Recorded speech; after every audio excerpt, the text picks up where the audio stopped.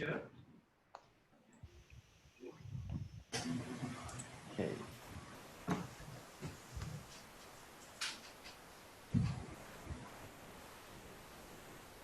Has it started? Yes, it's recording. Okay. Good evening, Club President. Good evening, ladies and gentlemen. What a wonderful and then beautiful night. And then, of course, like good morning and good afternoon, wherever you are in this world. So my name is Hyungmin Choi. I'm from this SG Online Club. And today I have an honor to be your SAA. So today's meeting, the theme is charisma. So what charisma to you, I would like to ask you what charisma like meaning to you.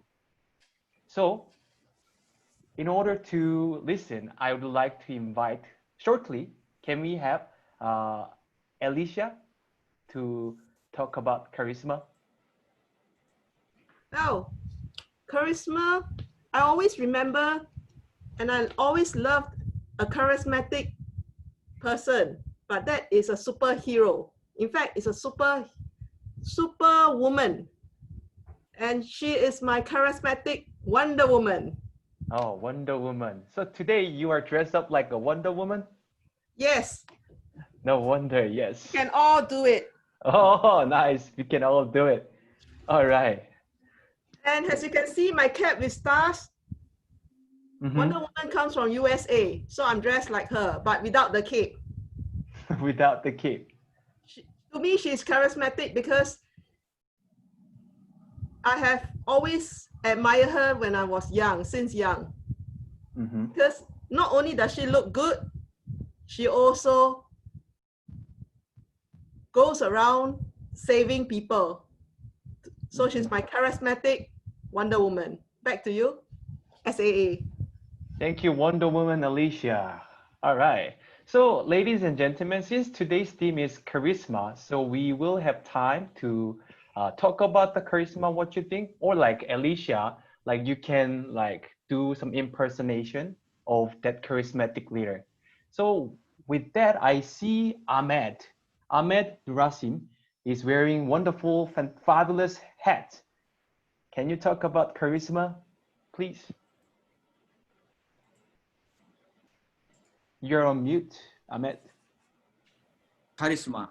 It is mysterious word and magic word because the most of people want sometimes they want to be charismatic people to influence other people to do something. Like for example, politician. Sometimes they need a charismatic person who can influence their voter and their society to support or reject policy or great idea for change their country. All right. Thank you, Ahmed. Thank you for your insightful opinion about charisma. So do you like represent any charismatic leader with the hat and then beard tonight? Yeah, I use the hat. It is what call it cowboy hat. Cowboy. Sometimes you know in advertisement in television or in billboard, maybe you see the cowboy use hat like this. It is the gentleman, charismatic person, and yeah, like this. I like it very much. I like it very much. Thank you for sharing about that your hat story. So, ladies and gentlemen, so I'd like to hear more about your charisma and then your impersonation, but we are running out of time. So I will get back to you if we have chance in the break time. So it's time. Now is the time to move on to our chapter meeting to kickstart this wonderful night. So I'd like to invite our great competent communicator, Toastmaster Peter Ng. Ladies and gentlemen, please give him a big round of applause.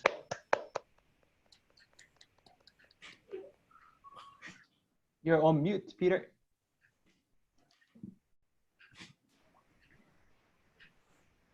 Peter, you're on mute now. Can't hear you.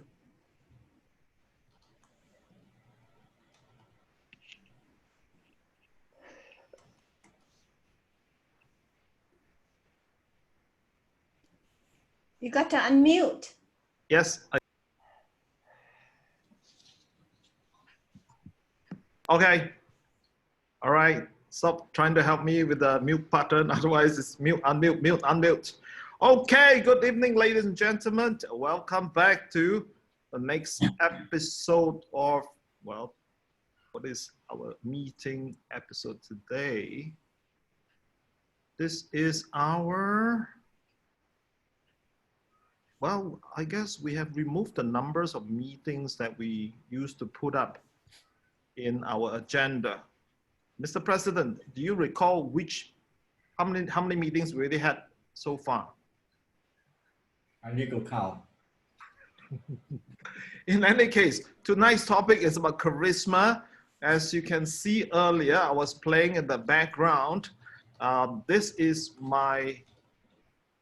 one of my favorite movie character from Matrix. Okay, I think you know his name. Not this gentleman, but the next gentleman. The gentleman that have to choose between the red pill and the blue pill. All right, his name is Keanu Reeves. You know, why is he one of my favorite movie character and also my favorite actor? That's because I believe for the Matrix series, he did very well, and I think the movie production company paid him a handsome sum of money for his remuneration. However, there are some who did not get to share the profit of this series, this franchise, the Matrix franchise. And however, he shared, I think, about 30 or 40% of his wealth with the rest of the film crew. So not only is this gentleman a very charismatic person, but yes, he is my favorite movie character. Now tonight's, let me just go straight into,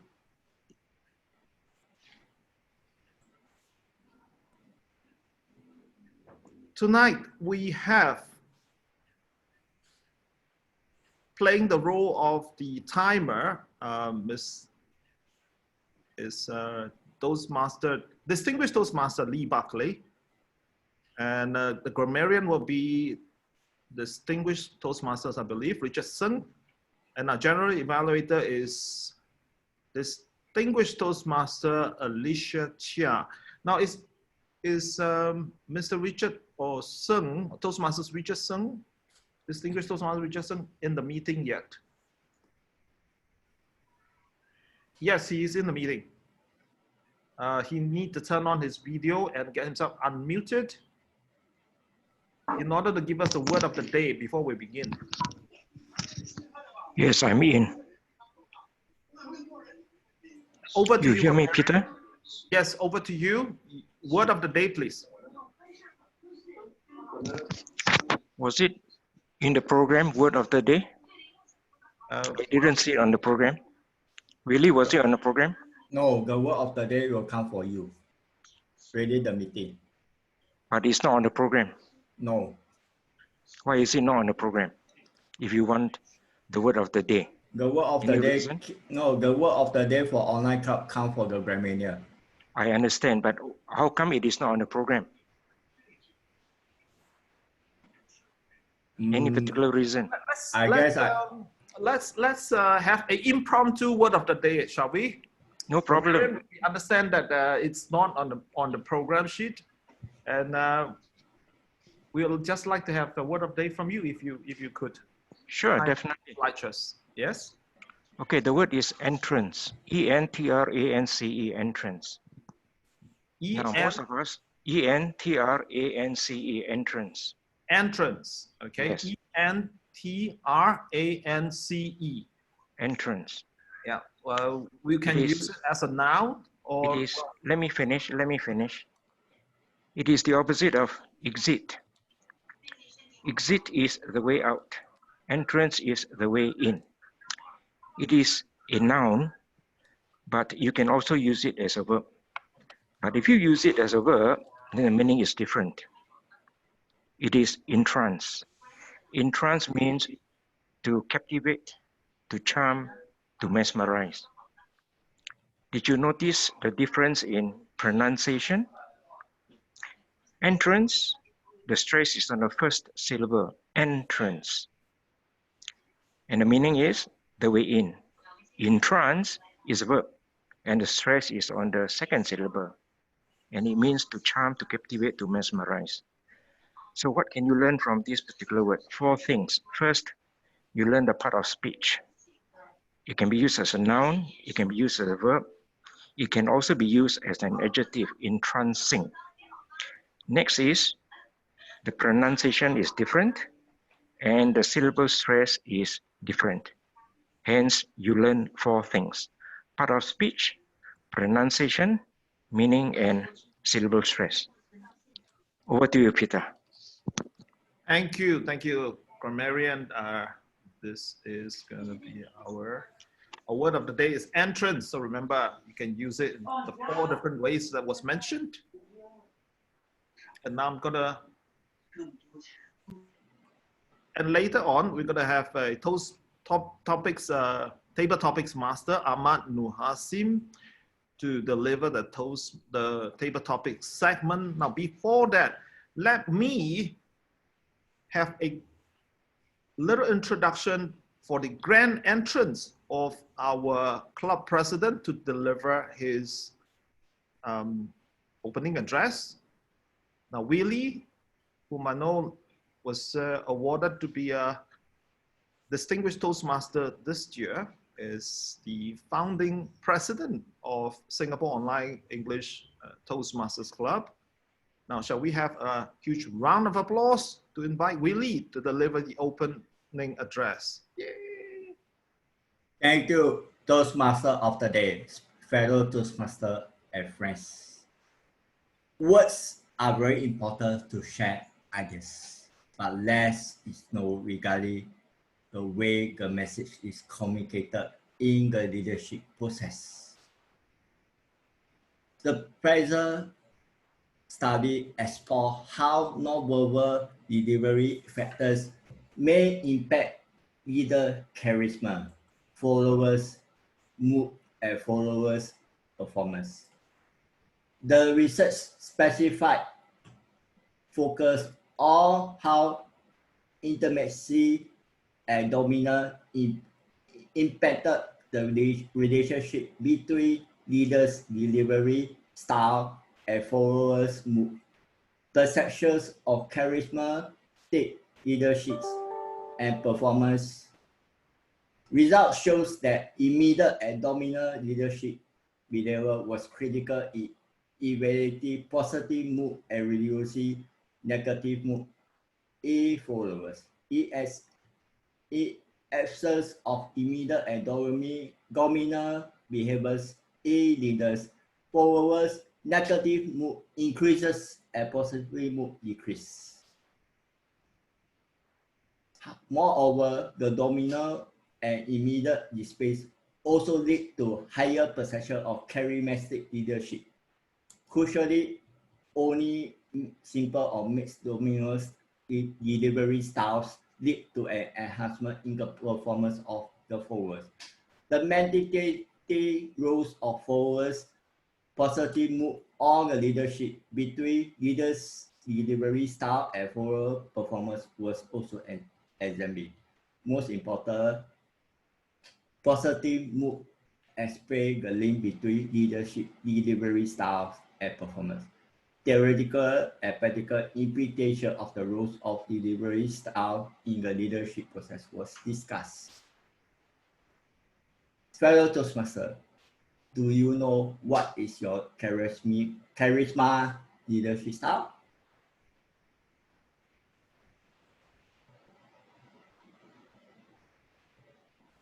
The last X number of years as a Toastmaster have moved me for somewhat with 2 direct words to an indirect approach. And I'm still learning as a leader. We are not a leader overnight. We might have different leadership style. And different leadership style, we cannot use the same leadership style that I know that I have learned to all to the same person. I have learned as a Toastmaster to use different leadership style to manage different people at different situations. Do you know what is your leadership style? Charisma was one of them. Take off this word charisma in your thoughts, in your meetings today. Over back to you, Toastmaster of the day. Thank you. Thank you, President Willie Low, distinguished Toastmaster. Now, the next segment is going to be our table topics segment. Is our table topic master, Ahmad Nuhasim, in the room yet? If you are, unmute yourself. Yes. Okay. Okay, wonderful. It's over to you, and you will take over the explanation of the timing and the timing role. Now, round of applause for table topic master, Ahmad Nuhasim. Okay. I'll share my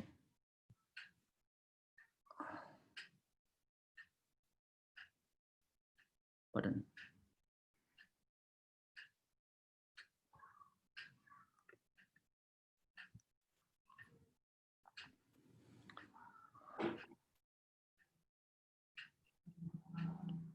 Thank you, Toastmaster, for introduction. Good evening, good afternoon, good morning to all. My name is Ahmad Turhashim. I'm from Indonesia. I will be topic master. Fellow Toastmaster discuss, and one of the most exciting portion of the Toastmaster meeting is the double topic session. The main objective is to challenge members to develop their impromptu communication skill, to effectively think on their feet by answering unrehearsed questions. We also want to give every member to opportunity to speak at each meeting. We do this with the double topic session. Double topic session is specially designed to develop 4 essential communication skills. The first is listening, the second is thinking, and the third is organizing, and last one is speaking.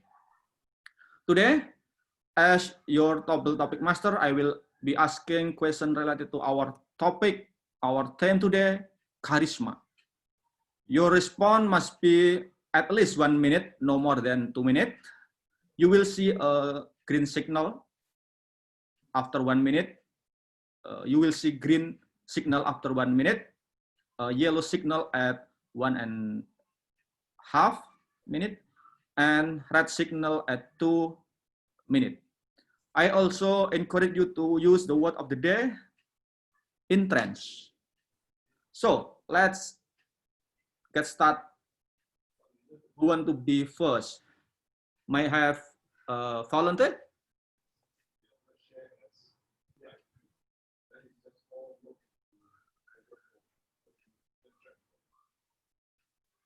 May I have volunteer?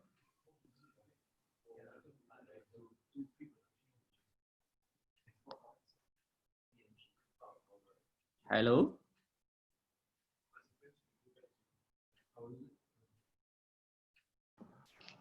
Patrick want to do it. Patrick. Ahmed. Yeah. Okay. Please you choose the double topic. I have 20 topics.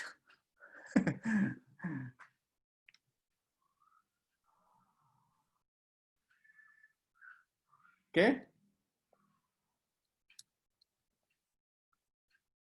What is number do you want?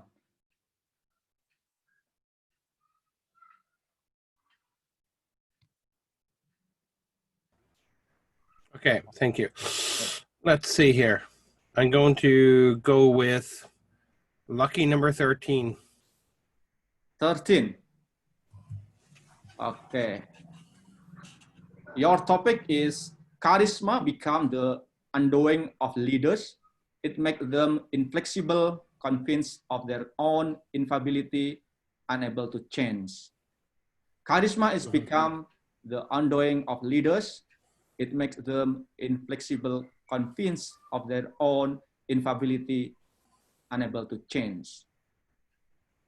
Please. Okay, thank you, Mr. Table Topics Master and fellow Toastmasters. Charisma is the undoing, or it becomes the undoing of leaders. It makes them inflexible. Well, another expression comes to my mind. You might have heard the expression that, and I'm not sure if I got it correct, power corrupts, or total power corrupts totally. And I know in Toastmasters, we're not supposed to talk about politics, so I will not speak about it directly. There is a certain leader in Europe who has recently changed the constitution that will allow him to stay in power until 2036. He has already been in power for a long time. We can definitely see that this particular leader, certainly he is charismatic. It is true. I mean, he has a black belt, I believe in, I think it's Kung Fu. And sometimes we see him flying in Air Force jets. So I believe that he's definitely has become inflexible. That's true. But you know, power and charisma are like a boyfriend and a girlfriend. They are almost inseparable. And charisma is like a fine wine. When you drink of it, you just can't stop drinking this fine wine. Yes, I definitely agree with this statement from Peter Drucker. And hopefully, if we have charisma, if you have it or a friend has it, hopefully we don't let that charisma go to our heads. Thank you, Mr. Table Topic Master. Thank you, Patrice. Wonderful speech. Next volunteer, Mohsin. Yeah, I'll back. Hello. Yeah. Hello, everyone. Back. How to back? Done.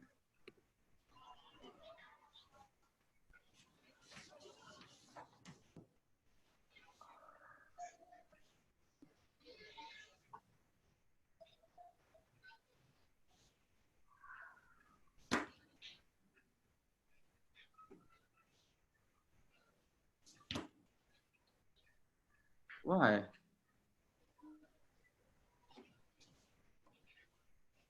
Sorry.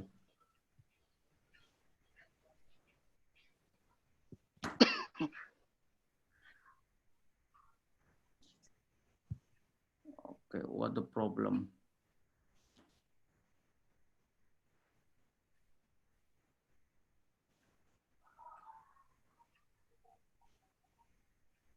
What the problem?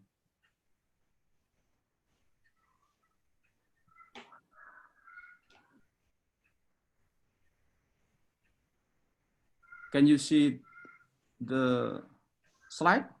No. Sorry. Not yet. Not yet. What the problem? Okay.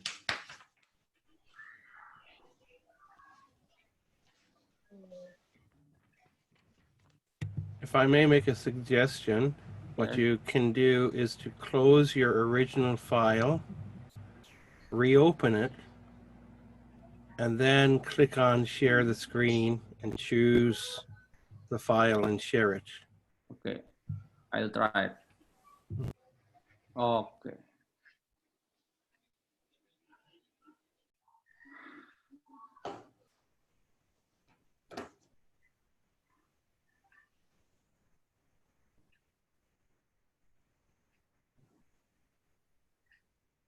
Okay. Mohsin, Yeah. what's your number you want to? So I would like to choose number 6. 6. Okay. Yeah. Number 6 is everyone knows of great project that we were too independent on, charismatic individual, or simply too expensive to be replicated.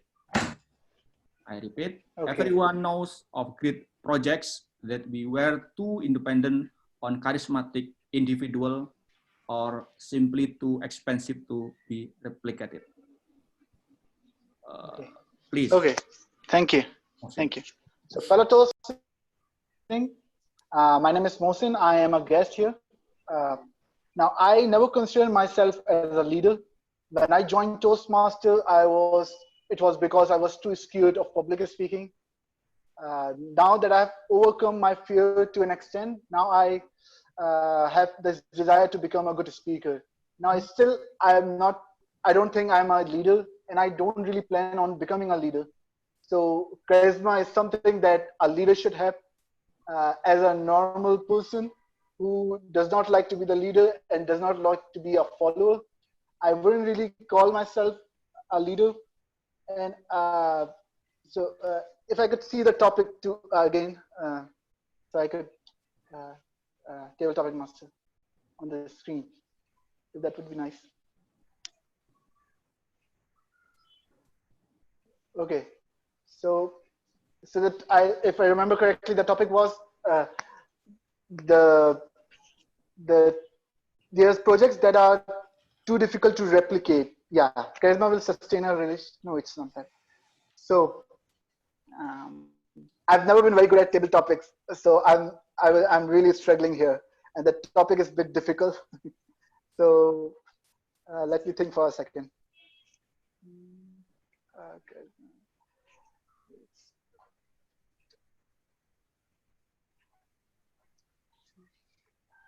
Yeah. Yeah, I'm really thinking, but I can't think of anything good to say. So over to the table topic master.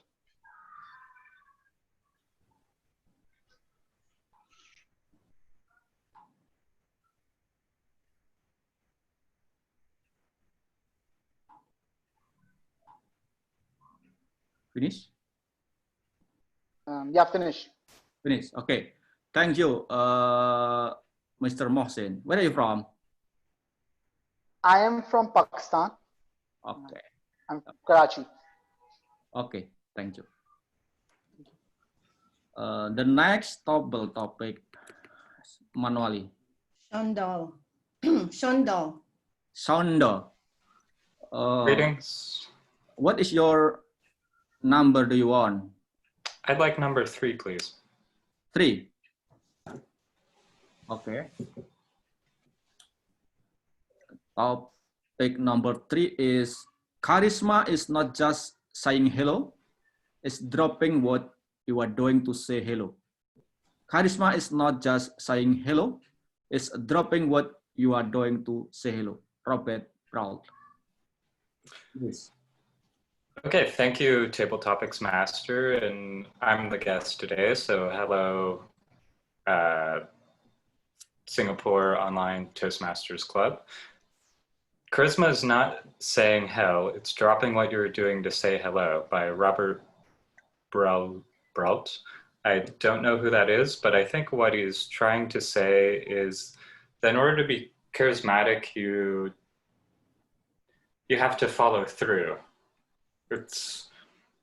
I garden a lot. That's what I enjoy doing. And it's like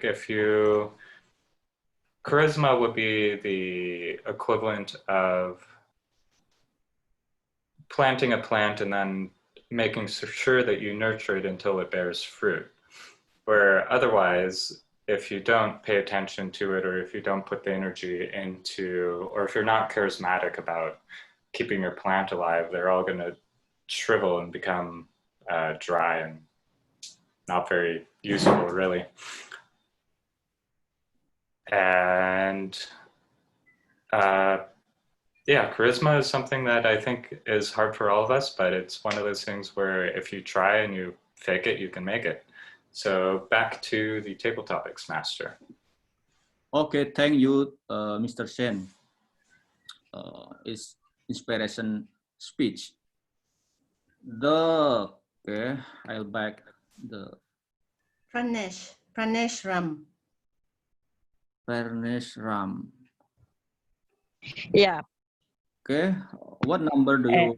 And I'd like to choose number 5. 5. Okay, I click it. The topic is the reason we are successful, darling. My overall charisma, of course.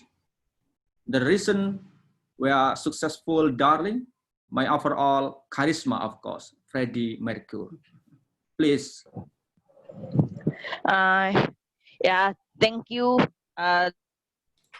I mean, the world guys for providing me the opportunity to speak here. The topic given to me, the reason we are successful, darling. My over. Yeah, successful people are successful in life. They are charismatic. For instance, I'd like to take the word of the day, entrance. Entrance is, I mean, every charismatic leader plays an entrance role in shaping the future of the country. Hello, I could not see the timer actually. Excuse me. Hello. Yeah. I could not see the timer, so that you need to scroll your screen to see the timer, please. Yeah. I'll okay, thank you. I'll continue. And talking about charisma, many people throughout the world have replicated charisma. Charisma is something better that words want. If you take the people of the world, I was stating from Mahatma Gandhi to Barack Obama, all are charismatic. And of course, only charismatic people could be the leaders of the world. Thank you. Thank you for the opportunity. Thank you. Okay, thank you, President. Wonderful speech. Okay. Thomas Chen. Thomas Chen. Hello. Is number 8 available? Okay. What is number do you want? Choose. 8. Pardon? 8. Can you hear me? 8. Oh, 8. Yeah. Yes. Okay. Yes. The topic is charisma is the result of effective leadership, not the other way around. Charisma is the result of effective leadership, not the other way around. Warren Bennis and Bert Nanas. Please, Thomas. Well, amazing day, ladies and gentlemen. As the statement has shared, charisma is the result of effective leadership. Is it true? Well, I would certainly love to beg to differ because we see some of the most amazing leaders around the world who are not really charismatic, who may be dressed down, who may be unable to communicate properly, who may be people who you wouldn't realize they are leaders in nature at all. And they are probably some of the last people in the world which you would consider charismatic. And why are they still able to lead people through effective leadership? And it's because of their communication skills, not because of their charisma. They are able to inspire and impact people with their words, with their message, with their vibes itself. So we do not need to be charismatic to be effective leader, or we do not need to be effective leader to be charismatic. Both of them are separate entities, right? We look at Willie, he's such a charismatic person, and he's also also an effective leader at the same time. So sometimes there can be such of a connection at the same time. But we don't take a few examples as an entirety itself, because at the end of the day, there are just so many numerous factors. There are so many different elements constituting of charisma. And one person may consider that person as charismatic, but not the other, because at the end of the day, it is subjective. Some people define charisma as someone with great communication skills, while others define charisma as someone with great body posture. Different people have different definitions. So does leadership. Some people define someone who's firm and steady as a great leader. Someone who define a person who is soft and gentle as someone with effective leadership. There are just so many variables to it, and I don't think it's really fair to connect both of it together, but I'm sure that not all great leaders are charismatic. They are just someone who impact and inspire. Back to you, table topic master. Thank you, Mr. Thomas. Energetic speech. I'll back the first. Any? Vikana Chaudhry. Okay, Vikana. What is number do you want to choose? Number 3, please. 3. Okay. Number 3 is, maybe you can others, because this number has it been taken? Yeah, it's done. Oh, okay, sorry. How about 20? 20.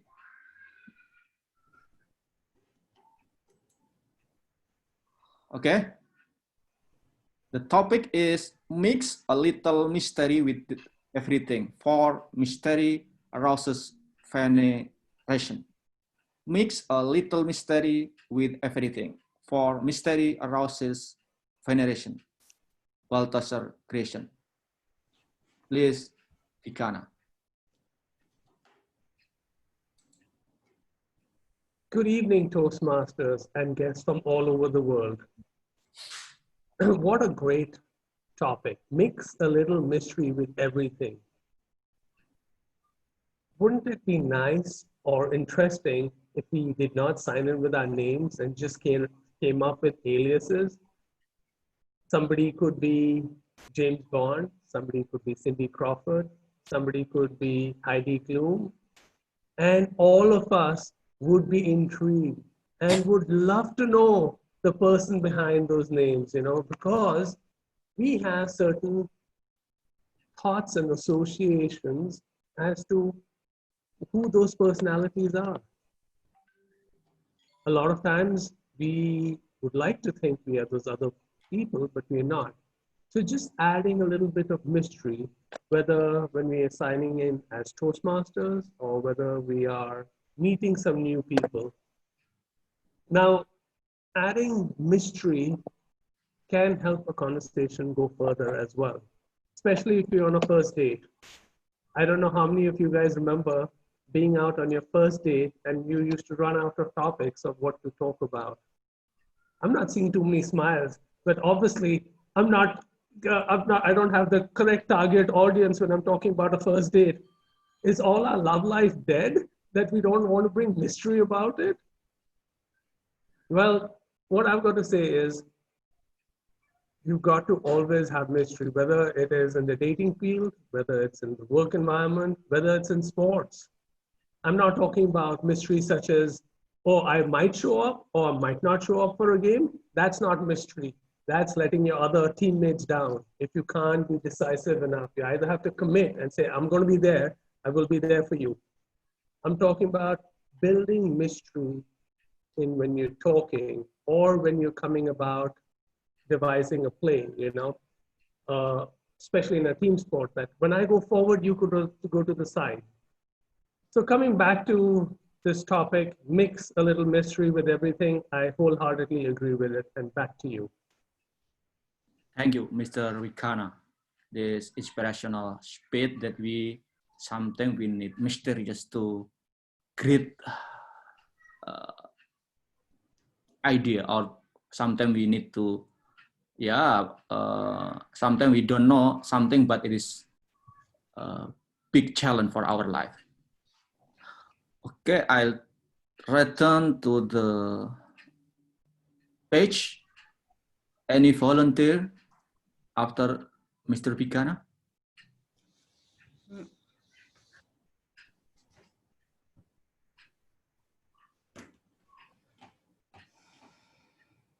I can take one.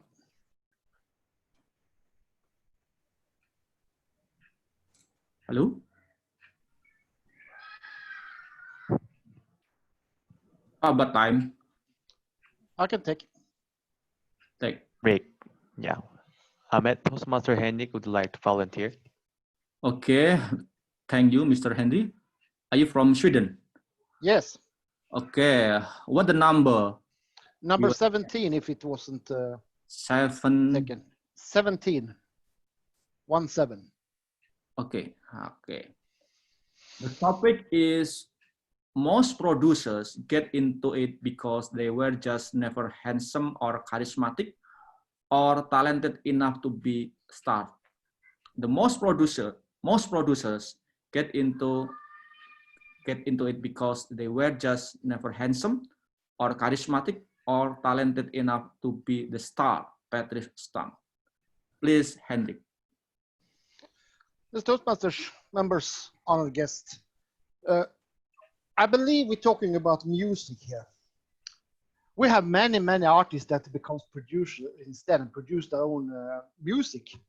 They were bigger stars. They were very charismatic. They can be even charismatic in their production. I just see what was his name, Quincy Jones. He was very charismatic in one way when he produced, and even wasn't good. But he was an outshanger in his music way. But they have often talent too. But maybe they will go further and think that produce songs better for others and have the what you call it hit pick, find the good hit in other musicians. That's the thing I thought, and that is because I think this quote is a little bit wrong because they are talented and they have been a star. The Toastmasters members are the guests. Okay, thank you, Mr. Hendrik, for your impromptu speech. I'll back to my page. Any volunteer? Next topic.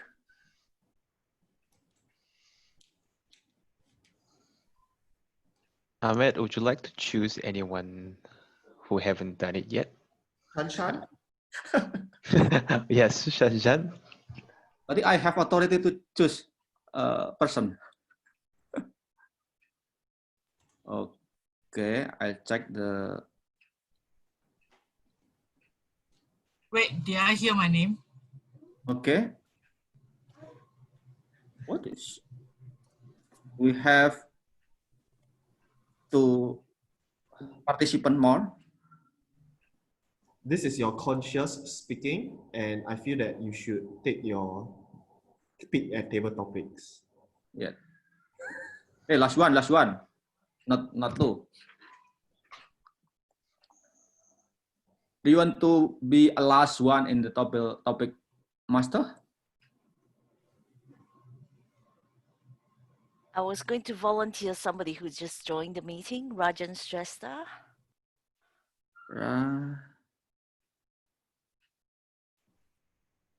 Yes. Sunshine? Hello, can you hear me?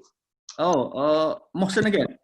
Rajan Stretch. Okay, where are you from, Rajan? Okay, one second. Is that like a number? Okay, yeah, okay. What number do you want? Okay, I'll take 15. 15. Okay. The topic is the most dangerous people are always clever, compelling, and charismatic. The most dangerous people are always clever, compelling, and charismatic. Malcolm McDowell. Please, Rajan. Dear fellow Toastmasters,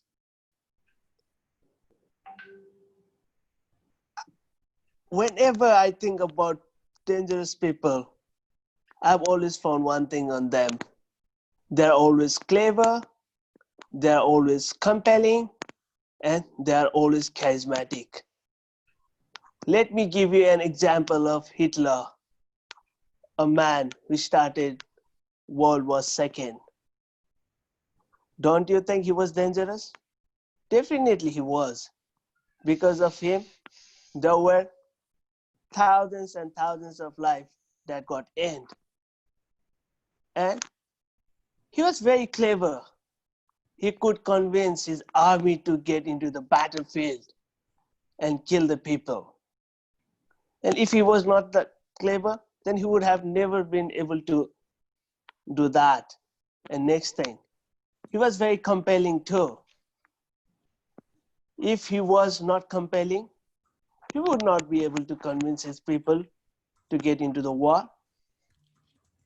And next thing, he was really charismatic too.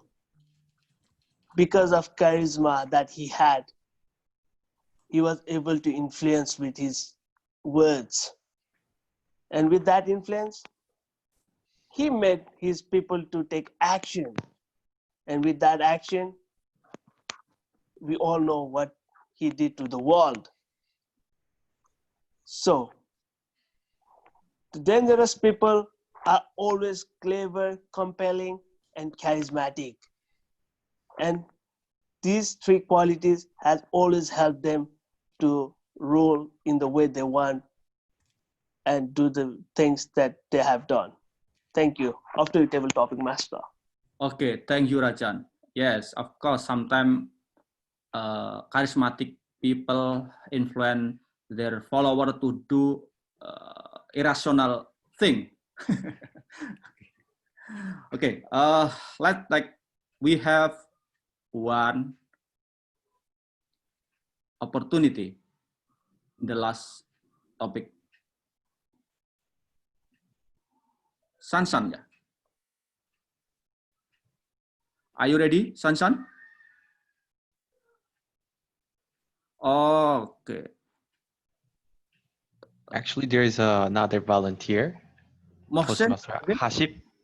Mohsen again. Hasib Akbar. Hasib or Hadib? Hasib, Hasib, Toastmaster. Hasib. Are you ready, Hasib? Sure, why not? Let me give my luck a try. Okay. What is the number do you want to choose? I can take 8 if that's available. 8. Okay. Sure. 8 is done. Okay. Then why don't you choose one place from me? So that should be fine, I think. You know, so. 10 maybe? 10? Sure. Okay. The topic is the power to comment has never meant the power to remain mysterious.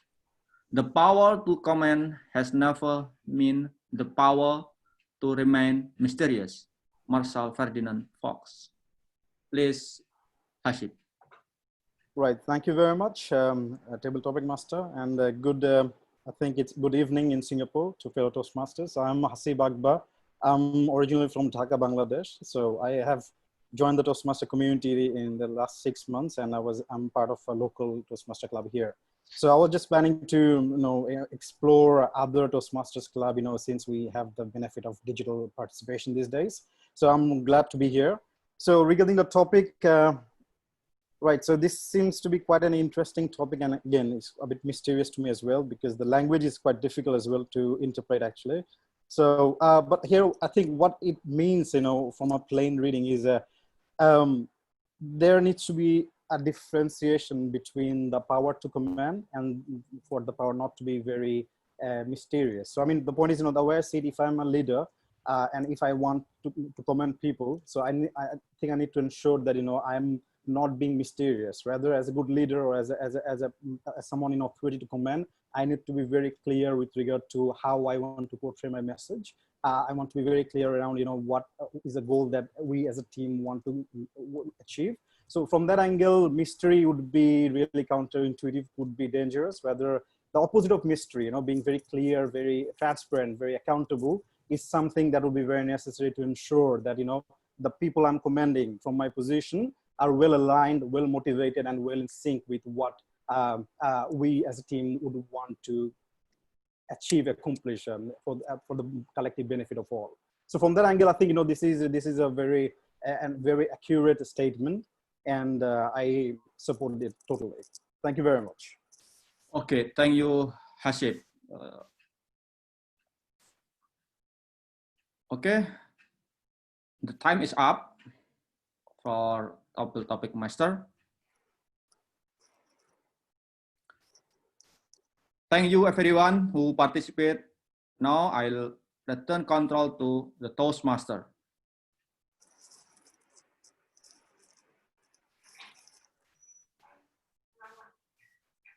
Back to you, Toastmaster, Mr. Toastmaster. Thank you. Thank you. Thank you. Table topic master. Now, ladies and gentlemen, you can see a poll that is popping up in front of you in your screen.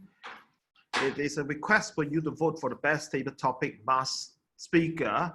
Now, before that, I just want to have a quick check with the timer.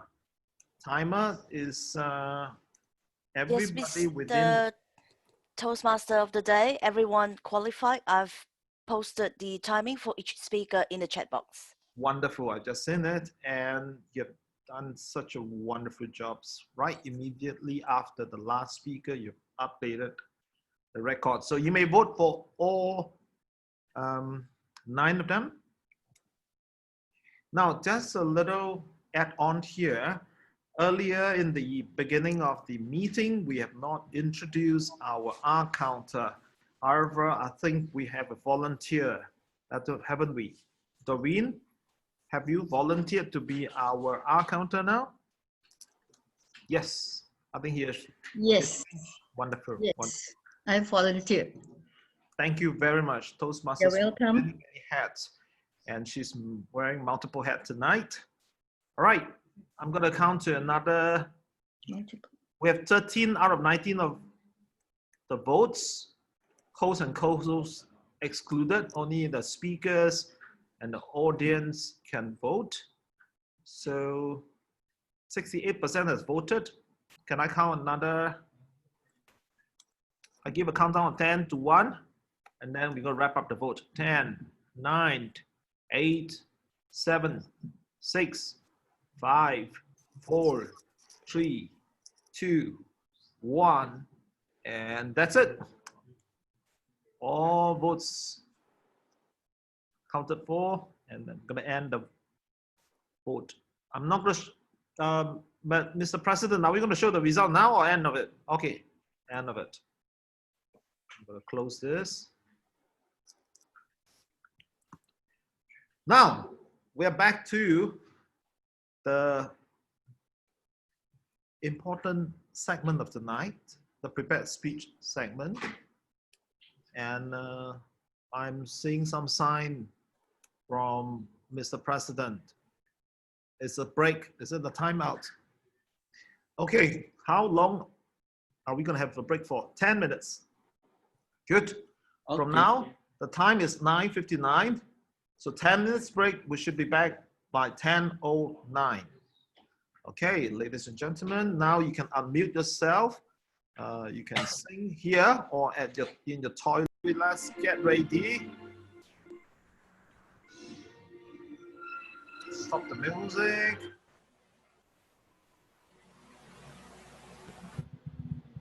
Mr. President, are we?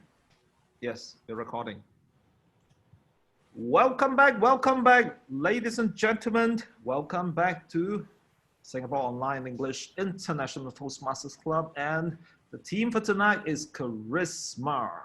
So with all the zest that you can possess, show us your charisma as we invite our speakers from the next segment, the prepared speech segment, to come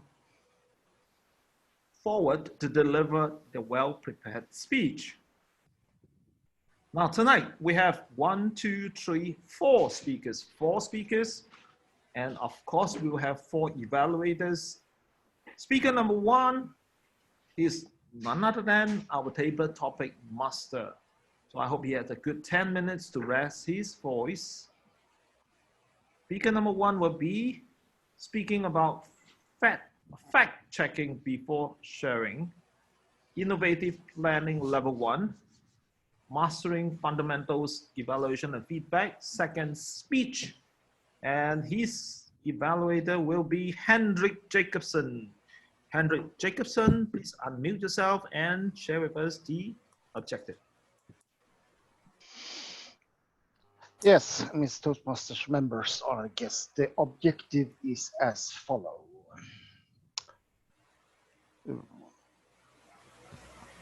The purpose of this project is for the member to present a speech on any topics, receive feedback, and apply the feedback to a second speech. The purpose of this speech is for the member to demonstrate that he or she has applied the feedback received from his or her first speech. Mr. Toastmaster. Thank you, Hendrik. And the speech timing is 5 to 7 minutes. Where is the timer? Timer, distinguished Toastmaster Lee Buckley. So it's 5 minutes, 6 minutes, and 7 minutes. It will be green, amber, and red at 7 minutes. Thereafter, 30-second grace, and that's where your timing ends, or you'll be disqualified as to be voted as the best speaker. Now over to you, speaker number 1. Ahmad Nuhasim. A round of applause for him. Thank you, Mr. Toastmaster. Fellow Toastmaster, dear guys, good evening, good morning, good afternoon to all. I would like to share my story about spreading misinformation, why people believe it, and how we can fight it. In the beginning of March, I received a lot of information in smartphone about coronavirus, COVID-19 from my WhatsApp group, Facebook group, after the announcement of the first case of COVID-19 in my country. One of these information it was that coronavirus can only spread in humid climates, such as China and Hong Kong. I explained in this group that the information was incorrect. Then I shared several references from WHO website and credible media that coronavirus can spread in hot and humid climate. I also saw the several examples of COVID-19 transmission in Singapore, Malaysia, Thailand, which have tropical climate. However, the several members of this group still believe that the coronavirus could only spread in humid climate. This is example so that the false information can spread as fast as coronavirus. And now we are facing in difficult situation because coronavirus. We have a similar problem around the world. We call misinformation. This is defined as incorrect information, but the person who said it believe it to be true. Of course, it is undermine trust in science. People who believe misinformation or false information tend to ignore, protect themselves from the virus. In this certain era, it is better if we check and recheck the information we have before we share to others. Ladies and gentlemen, the most important question in this topic is why many people believe the misinformation and why they share to each other. There are many reasons why people believe the false information. At the moment, I present two reasons. The first is psychological reason. Human use information processing used to processing strategy. The first is intuitive and instinctive process. The second is analytical process. There are many research findings that support the conclusion that humans tend to use the first type. Let me show example the question in psychological question. Emily's father has 3 daughters. The first is April, the second is Mai. What is the third daughter names? Take a minute to think about it. Do you have the answer? Did you answer June? That is the intuitive answer that many people give. But the correct answer, of course, Emily, not June. To come to that solution, we need to pause and think analytically. Basically, human are cognitive measure and tend to like cognitive shortcut in summarizing information, and vice versa, avoiding situations that require deep, analytical, and reflective thinking. This is our loophole that is used by hoax producer. The second reason is technological reason. Internet and smartphone, we have facility to sending information correct or incorrect from person to person, from region to region. The bad news is the social media don't have goalkeeper who check whether information incorrect or not. For example, last month, the video of pandemic documentary on YouTube and Facebook viewed by million people. The video promote misinformation about coronavirus. The video said that coronavirus is conspiracy of people to get benefit or profit from business vaccine. Many media and credible media denied the content. Although the Facebook and YouTube take down the video, the misinformation reached million people fastly and directly. And what is the question?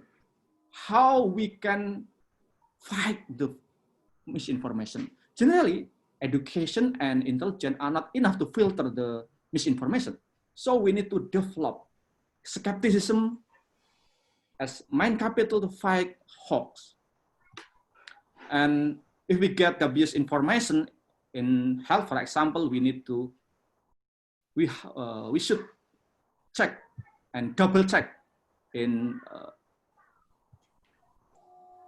Minister of Health website, website, and other credible media like BBC, Washington Post, and CNN. They usually classify the information correct or not, and we can trust them. Ladies and gentlemen, in conclusion, intuitive and internet are 2 factors that support to spreading the misinformation. And we can prevent that misinformation by develop critical thinking and check it before sharing. In terms of this, I believe and quote Descartes that doubt is beginning of wisdom. Back to you, Toastmaster. Thank you. Thank you.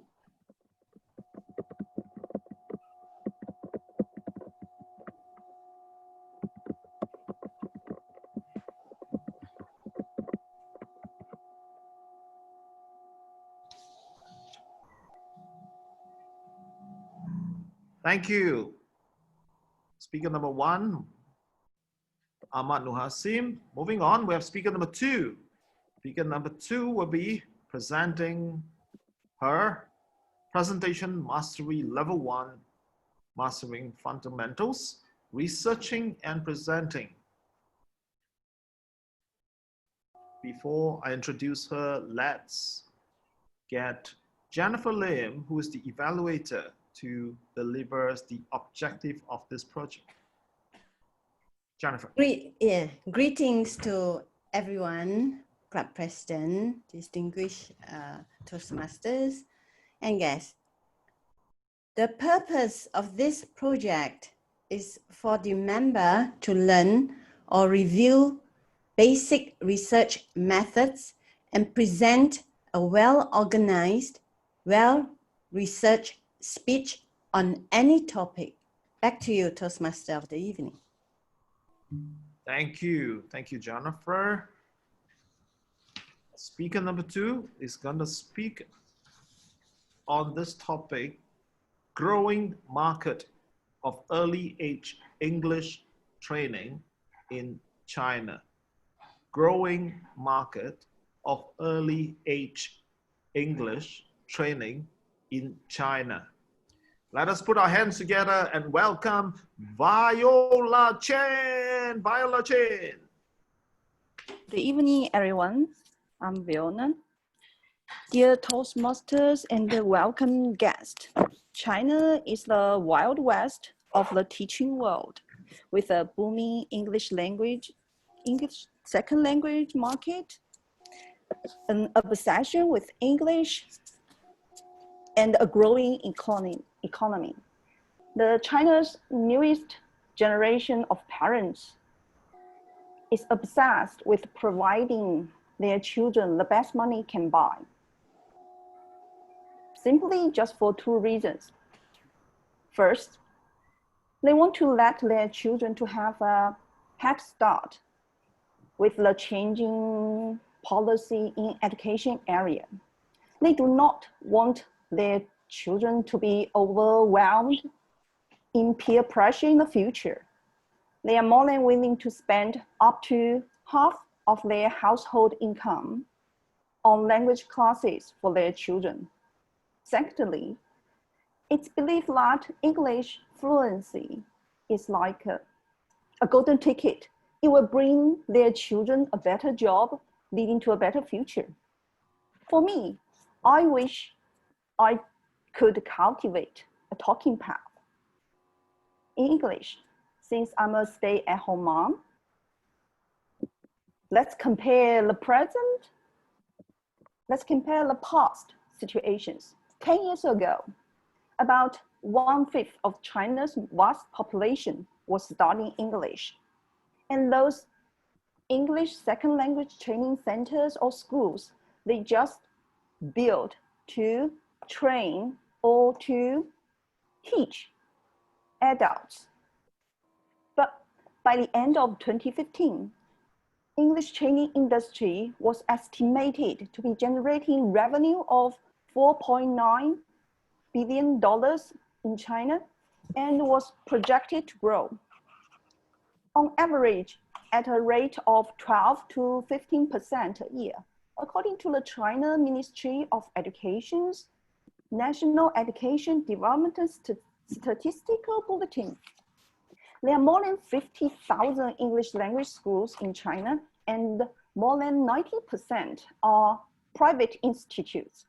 And those countless illegal training centers, those just organized in normal household or just a common community, they are not in official numbers. According to Ambient Insights 2015 to 2020 report on the worldwide digital English language learning market, classes aimed at toddlers and preschoolers are one of the biggest areas of growth. Parents are so easily tempted to sign a 1 year or 2 years contract for getting a better deal in English training. In the private market, many companies offer English classes to preschoolers. Parents send 4-year-old or some less than that children to be taught English by native speakers who often serves as English language babysitters who can sing and do some funny games in English with the kids. Meanwhile, it is also trendy for those parents to self-teach their children by obtaining various teaching methods or tools, such as reading pens and oceans of English audio books or other materials. When pandemic of 2020 sweeps the whole world off the ground, this trend gets more popular, and so do those online English classes. People are getting used to study or to let their children study online without getting out by commuting or other things. But it's not hard to say they are forced to take that way, because as affluent families, they can drop their children to different kinds of English training schools anytime, taking VIP lessons. They don't care about how much money their children is going to consume, simply just for taking a early English class. To sum up, early age English training takes a steady growth in the whole English training market, corresponding with parents' sincere hope for their children to get a smooth and good place in their future life. But is English training a real golden ticket for their children? Just like those 5 golden tickets to enter Willy Wonka's chocolate factory? Personally, I assume children would rather like a real chocolate bar. Thank you very much. Back to the Toastmaster of the day. Thank you, Fiona Chan. Thank you for sharing with us the Wild West of English training in China. And I forgot to mention the timing was 5 to 7 minutes. Next, we have speaker number 3, who will be attempting presentation mastery level 3, increasing knowledge using presentation software. The timing is 5 to 7 minutes, but before that, let us get Patrick Guillifole, Distinguished Toastmasters Patrick Guillifole, to present us the speech objective. Did I pronounce your name correctly? If I'm not, pardon me. You can unmute yourself. Patrick, got to unmute yourself.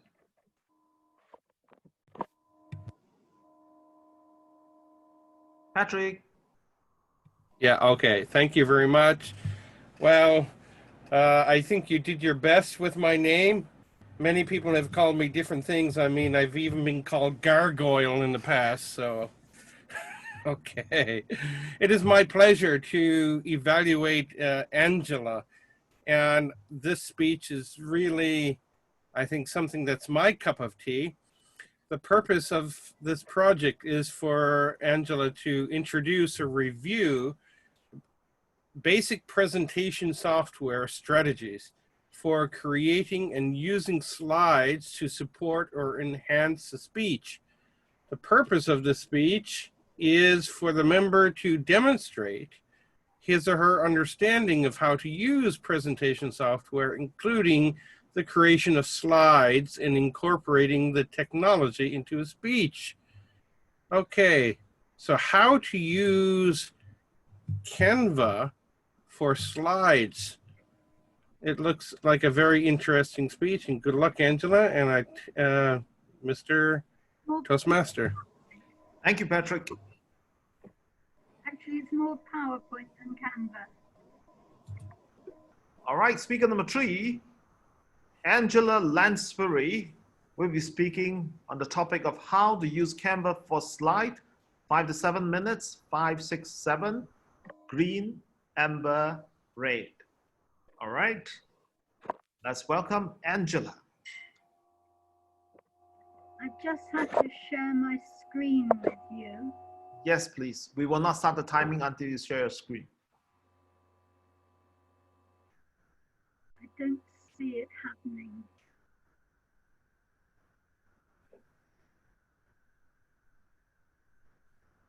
Please click the green button at the bottom of your screen. Yes, I've now chosen, I'm now just choosing the screen.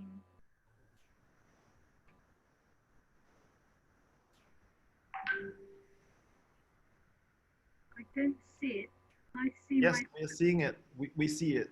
You see it? You're seeing... wait a minute, I'm on the last slide. Let me get my mouse on. I've got 2 screens open. Right. Okay, we are now at the beginning, I believe.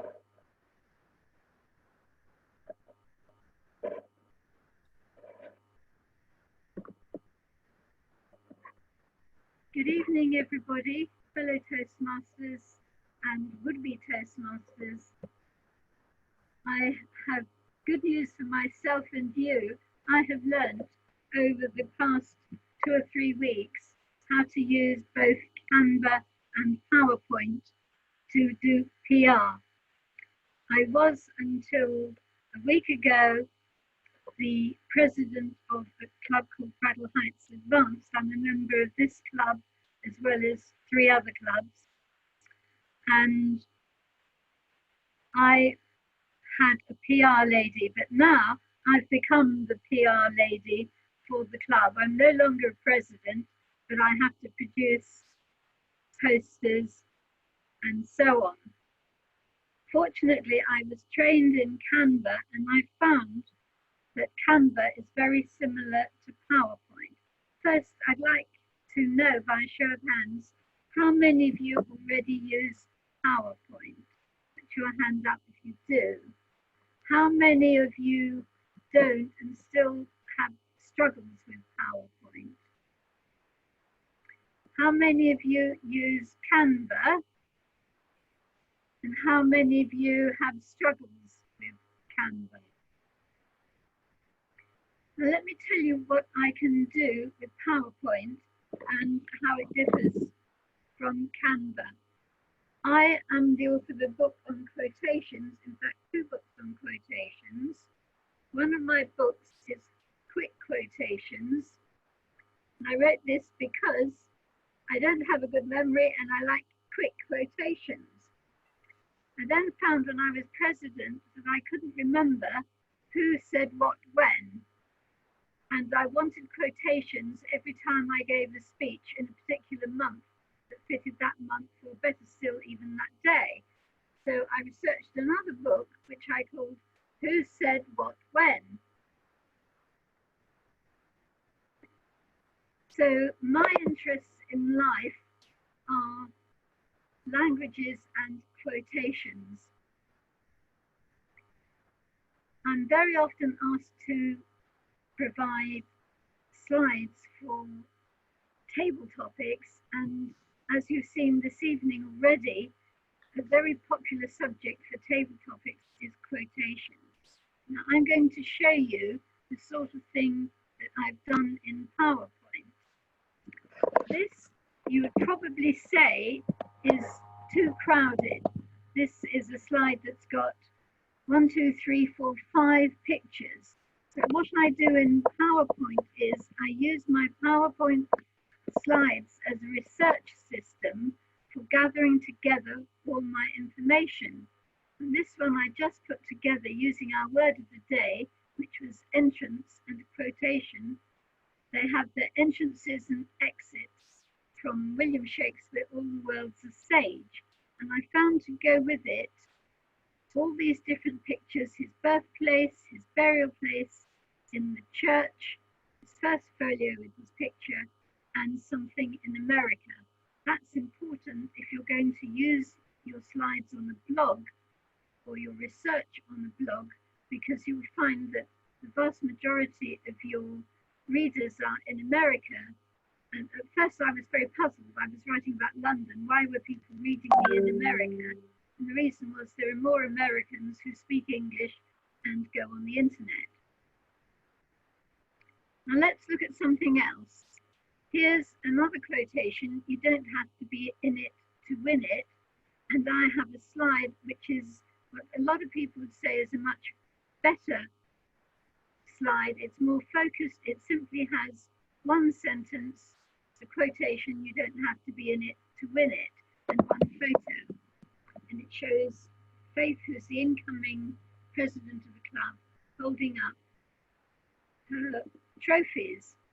Now, one thing I learned when doing slides is that what often happens is you cannot get them to appear on screen. I've seen this happen so many times. The first time it happened, I was evaluating the president's speech at Cairnhill about 15 years ago, before the age of the internet. And he had a slideshow of an aquarium with tropical fish, and he couldn't get his slides to work. And he just didn't know what to do. He talked for about 3 minutes, stammered and sat down. And I just didn't know how to comment on this. And the answer is very simple. You always have whatever is in the slide with you if you can, whether it's a book or a trophy. Now, for example, here's a picture of trophies. You have to be in it to win it. And I have here my trophy to hold up for you. So if this slide had not appeared, instead I would have held up a trophy. Equally, if my slide showing my books doesn't appear, I have copies of my books to hold up and show to you instead. And just today I thought, why have I got pictures of Faith and not of myself? So I went and did a picture of myself with my trophies. Now you'll notice this has come out black and white. Why is it black and white? Because when I print, I sometimes print in black and white to save the cost of the ink. Now, one thing that puzzled me when using my slides was that I couldn't do frames around them, which are circular and so on. And I found I couldn't do this in PowerPoint very easily, but it's much easier in Canva. Now, Canva is an all-encompassing system. It's a bit like PowerPoint. You can put up a slide, but it gives you sample slides before you start for all sorts of occasions. I used to find this off-putting because I would see a slide, for example, for an invitation to a school event. And I wasn't doing a school event, I was doing a dinner. But I was showing what you do is you use that slide as your background and you simply change all the text. You wipe out the text, put in your own text and use the background. And then you can pick circles or squares or other shapes to go around the people whose portraits you are using with one or more. Let me show you one or two more slides I have got. Here's a slide I did with a quotation, "Necessity is the mother of invention." You might say I've got too many words on this slide, and I've got 3 pictures of Heath Robinson and his inventions. Now, another trick I will tell you is where to get your pictures from. I get my pictures from Wikipedia more than anywhere else. The reason for that is they're nearly always completely safe copyright-wise. And although in education you can often use a slide which you can't use commercially, it's still safer to use something from Wikipedia than from another source. And if in doubt, you just copy the copyright notice underneath the slide. So here I've got a picture of them, of Wikipedia's own source. And on the right, you'll see there's also wiki quote. You can nearly always get a quotation from a person from wiki quote. Now I will go to the end and I will show you something else. So here's one from World War II. Wartime slogan, make, do and mend. I use this, which is very simple. It's got the picture on the left and the slogans on the right. And PowerPoint is very simple. It's very easy. You can pick layout in your first screen, your home screen, and it gives you 2 sets of squares or different layouts. But the one I prefer is 2 sets of squares. Then I can put a picture on one side, quotation at the top, and a comment at the bottom. And any story you have can go underneath there. If you go onto Canva, you can do all sorts of other things. It has a section where you can make a logo, which you can put back in your PowerPoint slide. Let me go to the top of the PowerPoint slide and show you. Here, can you see at the bottom, you can add your own copyright notice or your name at the bottom of the slide in the box and apply it to all the slides, as well as the number of the slides. That's very useful when you print it off. And my other hint is always print off all your slides. You can use them in 3 different ways. You can use them as a mosaic on the floor and decide which order to put them in. There is a system called Mosaic, which is an alternative to PowerPoint. But if you like to use the old-fashioned method of having it printed out and moving the things about, you can do that. And if your slides don't show up on screen, you can always hold up the picture. So to sum it up, use PowerPoint, use Canva, and if you have any problems with any of them, please come to me. My name is Angela Lansbury. I'm all over the net. I've got a travel blog, Travel with Angela Lansbury, blogspot.com, and Willie Lowe or anyone else can put you in touch with me. Have fun using slides and quotations. Thank you very much. Oh, and my last quotation, I must tell you, I found this, I just thought of this one today. My last quotation was from Dr. Seuss, who said, "How did it get so late so soon?" It's one of my favorites. Thank you. Goodbye. Round of applause for Angela. Hello. Everybody, are you still here? Angela, you can stop sharing your screen now.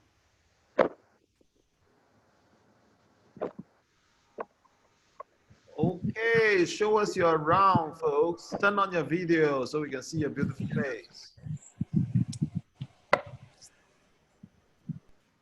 Timer, I just want to check that you're still around, Timer. Yes, I'm here. Okay, right. It was 5, 6, 7, yeah, earlier, the last speech. Yes, because you went over time, so the slide changed from red color to the timer. Ah, got it. Yeah.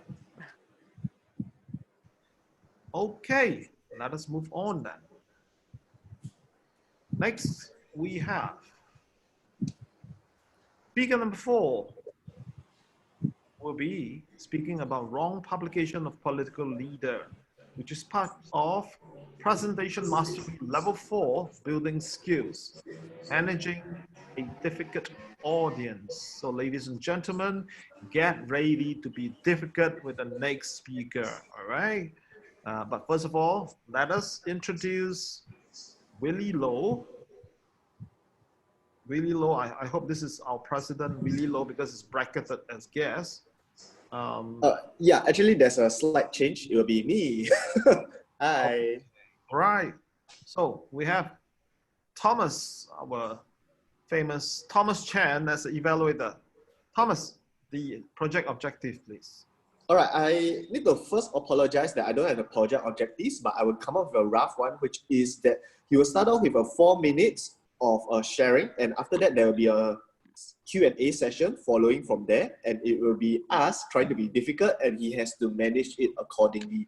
So for today only, we have to pretend to be difficult people, but I know we are all nice people right here. So have fun. Right. So you've heard the entire speech segment will be from 7 to 10 minutes. And we have agreed on a timing sequence timer. Lee Buckley, would you like to tell the audience the timing sequence? Yes, thank you, Mr. Toastmaster of the day. The speech is 3 to 4 minutes. So the green light will come on at 3. The yellow light will be 3.5 minutes and the red light will be 4 minutes. The Q&A session will be 4 to 6 minutes. So the green light will be 4 minutes, yellow light on 5 and red light on 6 minutes. Back to you, Mr. Toastmaster of the day. Thank you, Lee. Now, let us get ready for distinguished Toastmaster Kannan Sankara's wrong publication of the political leader. Wrong publication of the political leader. Let's put our hands together and welcome distinguished Toastmaster Kannan Sankara. Thank you, Mr. Toastmaster, for introducing me very well, and my evaluator, Madam Timer, fellow Toastmasters, and distinguished guests. I am the editor of Madras Express, a daily that is coming for the last 120 years.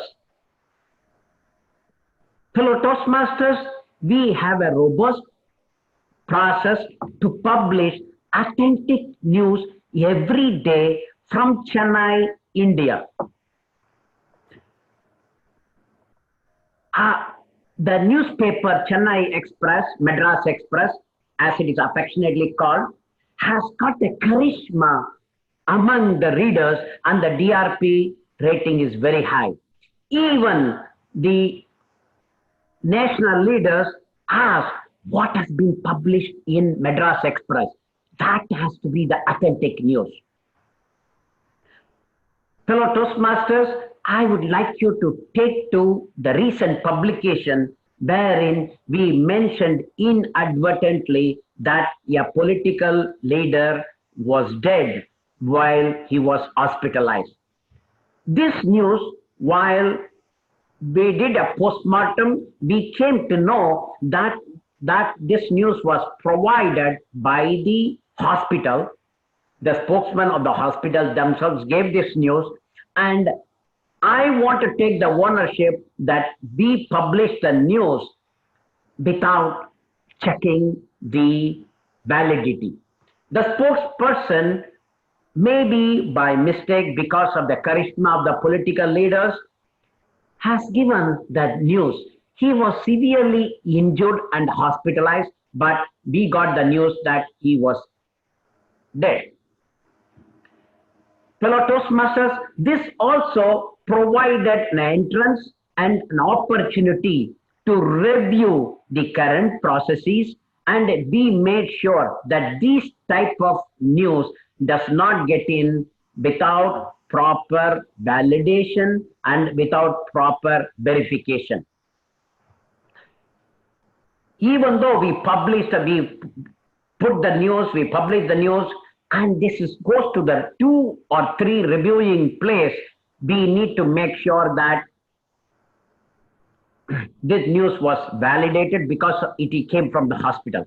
Having said that, I will take the ownership of the publication of this news, and ladies and gentlemen, I am willing to take up your questions And I would assure you that this will not repeat. And on behalf of the newspaper, I would assure you that this will not be repeated, and we will make sure that our process is robust.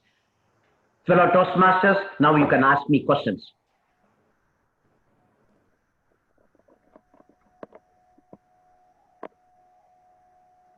All unmute ourselves and start asking our question.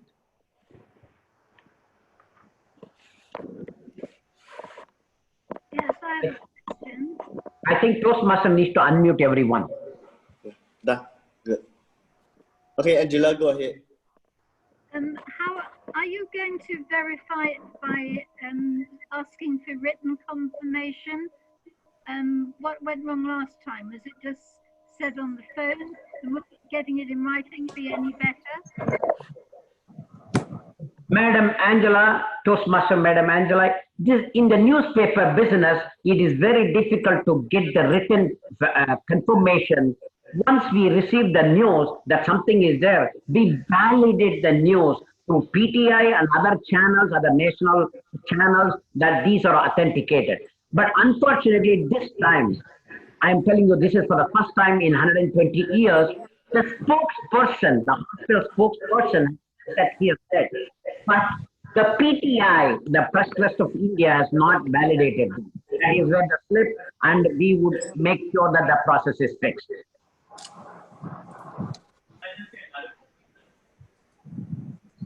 Next question, please.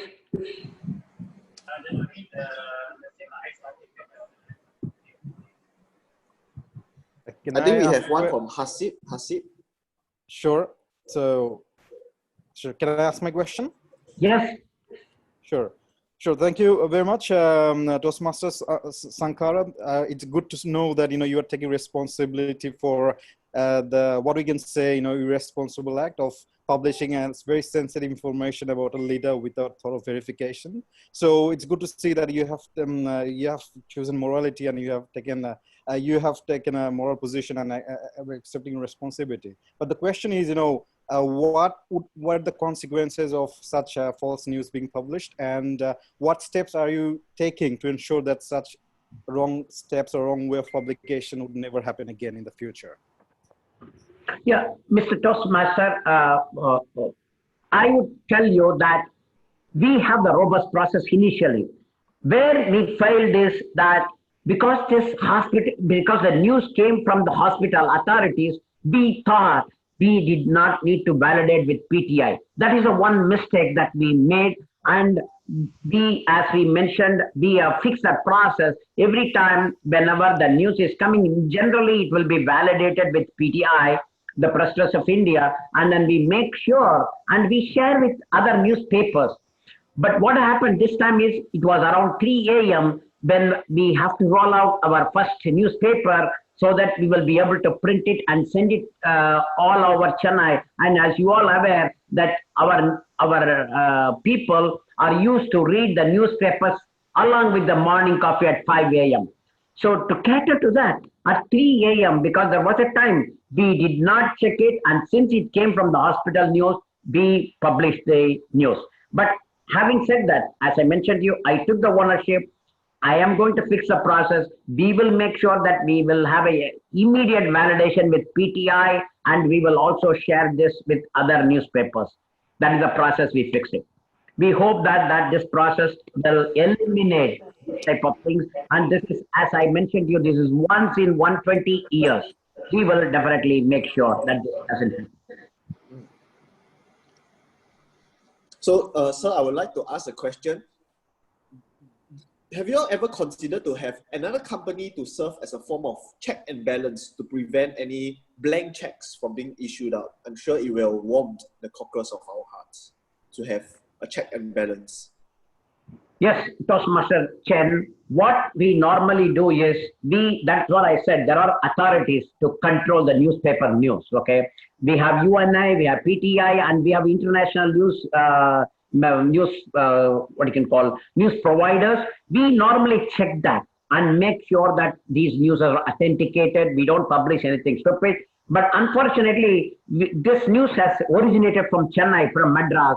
that is the same place where the newspaper is published. And since this news, we took this news from the hospital sources along with other newspapers. Unfortunately for us, while the hospital has sent the news back that this is a wrong news to other newspapers, it did not reach our newspaper in time, and nobody has checked that validity. Having said that, that does not mean that slip has not happened. That slip has happened.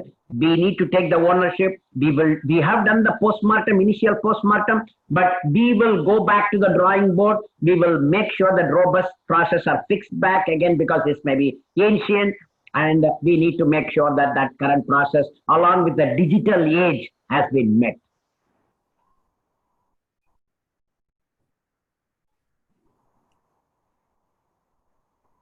Any other question? I think I can take one more question.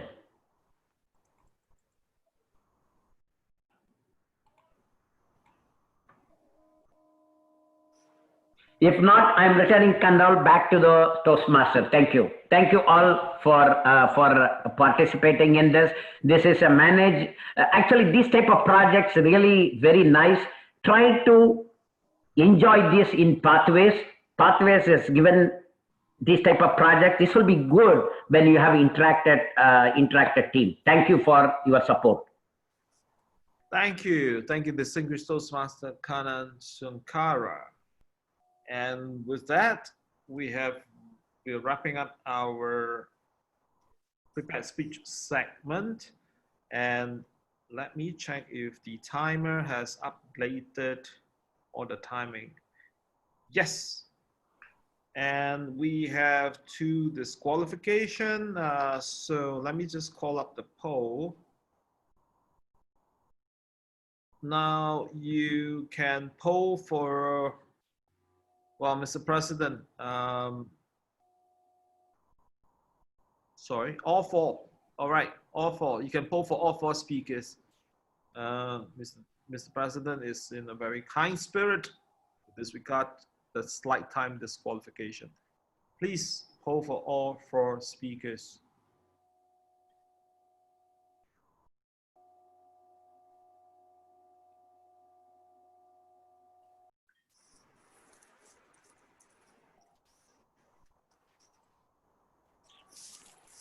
%, 60% has voted. We will wait till about 80% has voted, and then we will close the vote. 76, I think we need 1 or 2 more votes, and we can close it off. I'm gonna count 10, 9, 8, 7, 6, 5. Come on, just 2 more votes. 2 more of you just vote. 5, 4, 3, 2, 1. All right, that wraps up our polling session for tonight for the best prepared speaker. And next, are we going to have a break, Mr. President, before we go into the yes? And how many minutes break shall we give? 10 minutes, ladies and gentlemen. Very kind President, giving you another 10 minutes. The time is 10:59. You come back at 11:09. Okay, everybody coming back at 11:09, and we're gonna have the evaluation segment of the evening that will be taken over by our general evaluator. I will be calling for all the reports. Okay. Okay, recording starts. The time is 11:09. Welcome back to the 3rd segment of Singapore English Online International Toastmasters Club.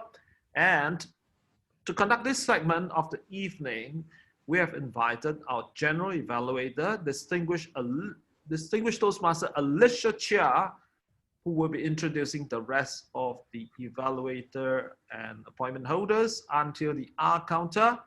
So I will take a break from here. Over to you, General Evaluator Alicia Chia.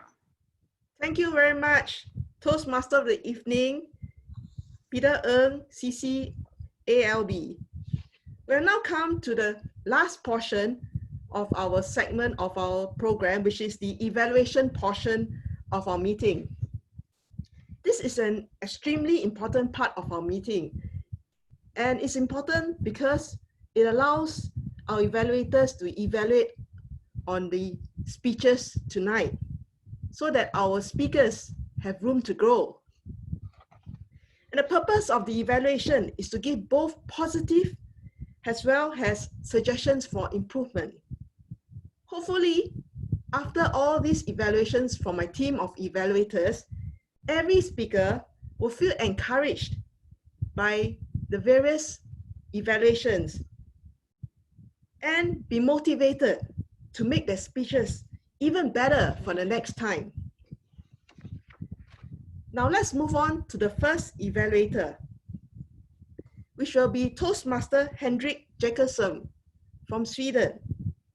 He will be evaluating Toastmaster Ahmad Nohasin's speech with the title of Fact-Finding Before Sharing. It's an innovative planning, level 1, mastering fundamentals, evaluation and feedback, second speech. So let us all welcome Toastmaster Henrik Jacobson. Thank you very much, Mr. Evaluator. And Mr. Toastmaster members, honored guests, and especially Ahmad Nohasin for the speech title, Fact-Checking Before Sharing. I think it was an interesting subject and a very great story. It feels like when you talked, you were enthusiastic, you were comfortable with the subject, and but maybe because it's the second time you do it, but you sound very comfortable in that way. You have a good voice, and you have visual aids by showing its cell phone.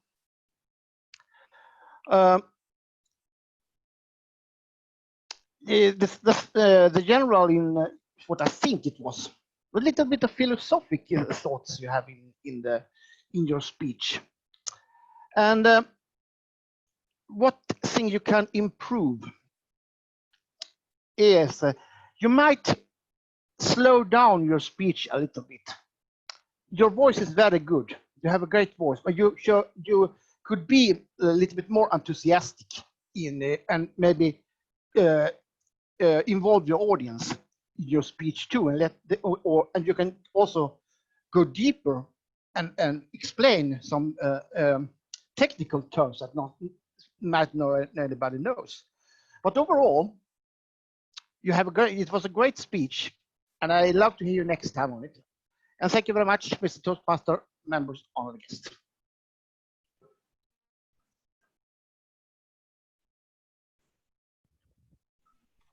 Thank you, Toastmaster Henrik, for evaluating Ahmad's speech.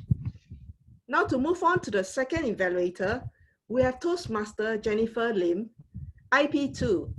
She will be evaluating Toastmaster Fiona Chen's speech, which is titled Growing Market of Early Age English Training in China. This speech is from Presentation Mastery Level 1, Mastering Fundamentals, Research and Presentation. So let us put our hands to welcome Toastmaster Jennifer Lim. Thank you so much. Good evening, everyone again, and especially to you, Fiona. China is the wild west of the teaching world, especially English as a second language. I like that. Fiona, you are very confident when you deliver your speech, and you have very clear voice. It is, without a doubt, we get your point on your topic about the early age of English in China for those toddlers, for preschoolers, how parents wouldn't mind paying the amount of money just to give their children a head start. I must say that you have done quite a bit of research telling us about 10 years ago 1/5 of China's population, they were learning English language as adults, whereas the present stage now is that you have toddlers and preschoolers who are actually attending all these English lessons. Why? Because parents think that English language is a golden ticket. Why not? It may be, yes. Knowing an additional language is always good.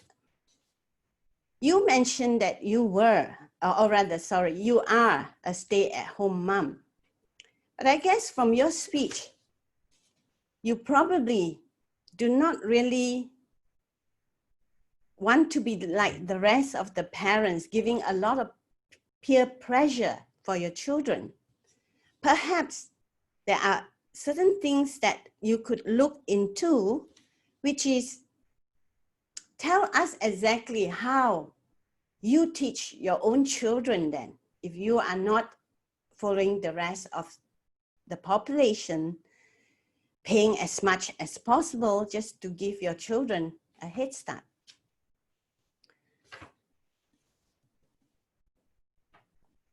The other thing I would like you to look into, perhaps you can use some PowerPoint slides to make your speech more interesting, because there are quite a lot of statistics.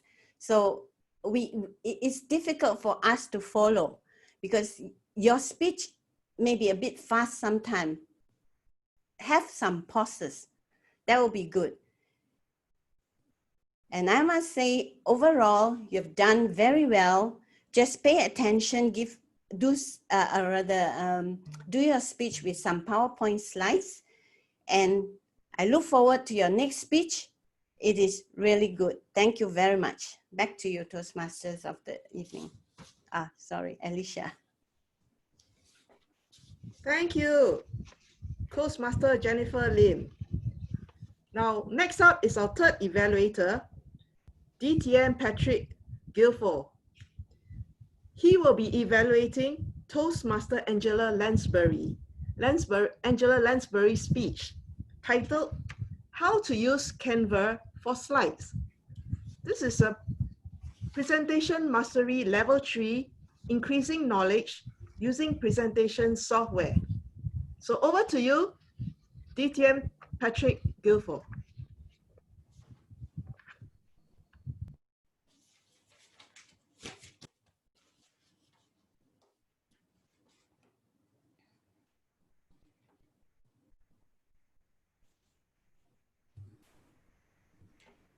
Okay, thank you very much, Madam General Evaluator. And Angela, thank you for a very tech-savvy speech. As a teacher, I often use PowerPoint when I'm teaching my students, and I'm always open to alternative programs that we can use when we're giving presentations. Canva and PowerPoint side by side. I believe that was a very good comparison. And what I liked about your speech was that you pointed out that you use PowerPoint to collect your research material, and then you would reorganize your research material on Canva. Another thing that I liked was that you pointed out that now you are acknowledged as kind of like a trendsetter, or a person who has gone from minimal knowledge of presentation software to someone who feels comfortable. And I guess you have probably been self-taught. Now, how can you improve? I think in the initial right at the beginning. And I know Murphy's Law often pops up when we least expect it. For a software-related presentation, I think it is important to not fumble with sharing your screen from the beginning. A second thing is that when you had your slides open, your actual slide wasn't maximized. You saw your slide and then the subsequent slides to the left side of the screen. And I believe by seeing this double information, it was kind of maybe a little confusing for people. Maximize one slide and make it big so that we could understand it. Very good use of tone and volume. But I would like you to try to use more pause to show emphasis or importance. Overall, I believe you've definitely reached your objectives. You did try to engage your audience with some quotations, and you showed how to use both. Maybe a more practical demonstration, maybe actually showing us how to make a Canva slide. You can do that when you're sharing your screen. You could actually make a slide. That would probably be more effective. But overall, good job. Thank you very much. Back to you, Madam General Evaluator. Thank you, DTM Patrick Guilford, for that very good evaluation. Now, next, we have our final evaluator, Toastmaster Thomas Chen, CCCL. He will be evaluating DTM Kanan Sankara's speech, which is titled Wrong Publication of the Political Leader. This is a presentation mastery level 4, building skills, managing a difficult audience. So let us all put our hands together to welcome our last evaluator. Thomas, please.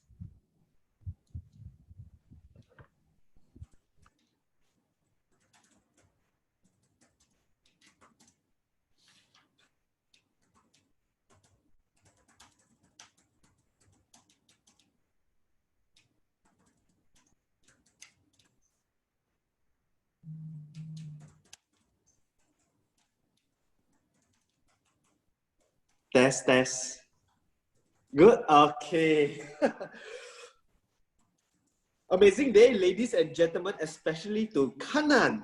Kanan, if a world war were to break out right now, I would want you to be my general because you were just so focused, so systematic, and so unwavering.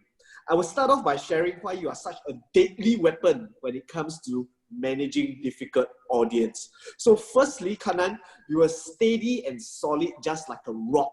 When you speak, it was exuding confidence and conviction. Your body posture, your vocal projection, and your eye contact, everything just portray such confidence. And it shows that you're someone who will not waver under the pressure itself. So despite all the questions coming to you like bullets, you were there like a bulletproof tank, taking in all the bullets and addressing them one by one by one. Secondly, when you were addressing all these different concerns, you were factual, you were objective, you were not subjective and emotional. And that's very important because under so much pressure, chances are many people become emotional, many people address them in a subjective manner. But you address these different points in a very objective manner. You identify the root cause of each of the difficulties brought up and address them accordingly so that they can be solved one by one by sticking to cold hard facts. And you did just that. And finally, despite all that steady and solid demeanor, you also practice empathy and understanding. Why would I say so? Because whenever there's a question which comes to you, you start off by acknowledging it. Instead of denying it, you're acknowledging it by saying things such as, I understand where you are coming from, I agree with that, and I sympathize with you. And after you develop that sympathy, then you address them accordingly, which is a more effective way of addressing because the audience will feel more acknowledged.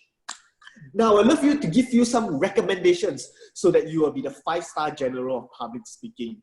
So firstly, I encourage you to kill the difficult audience with your smile, because right now you are putting on such a serious face and the audience may be hesitating to ask you some questions. But that doesn't mean that they are being bought over. It just means that they never raise it up. But the ideal scenario is you want to buy them over.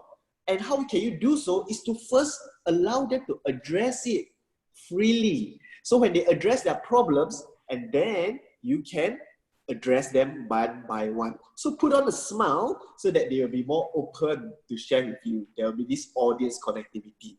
And also, the best case scenario is to convert your enemy into your friends. So after addressing them, what you can say is, how do you feel about this whole situation? Do you feel that it's effective? Do you feel that the solutions are feasible? So by doing that, they will feel that you are just on their side. So in summary, congratulations, Kana, steady and solid like a rock, factual sharing, and very empathetic. But do consider to use a smile as well as bring them over by acknowledging them. All the best for your future speeches.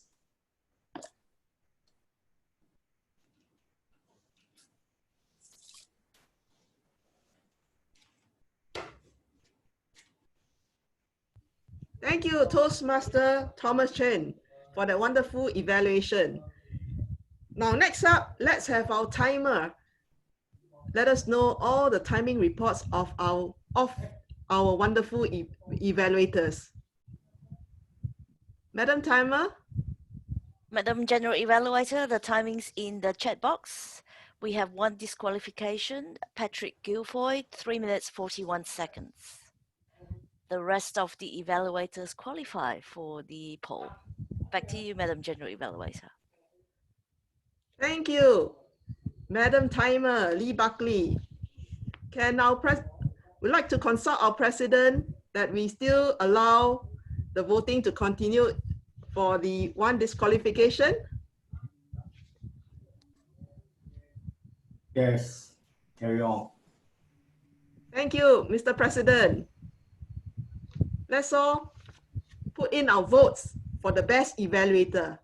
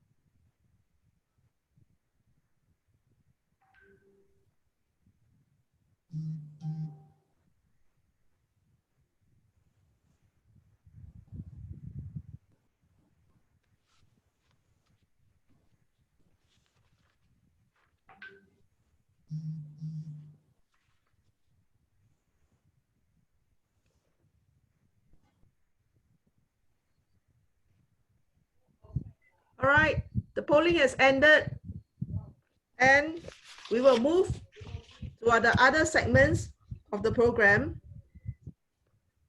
And next up, we have our grammarian, DTM Richard Sung, to provide us with his grammarian report. DTM Richard Sung, please. Richard.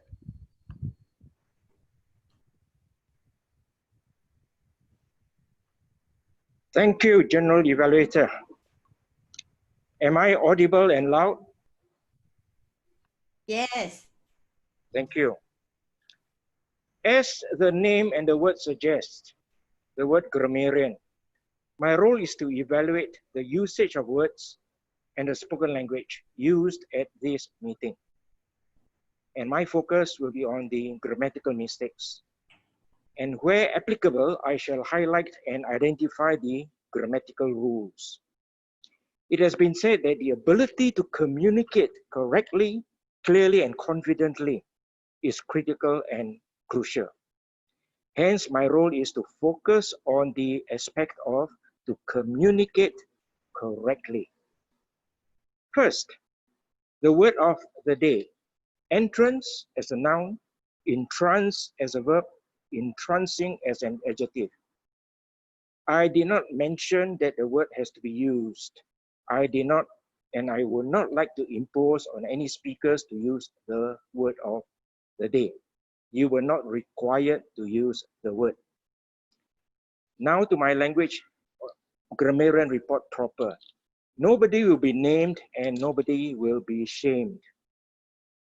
So, who is to be blamed for the grammatical mistakes? Your school teachers?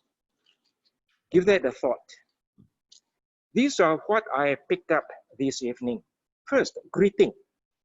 Practically all over the world, I can tell you 99 out of 100 people will greet you with good morning, good afternoon, good evening. Very common, it's very predictable, very usual, and very normal. Can we be different? Something different?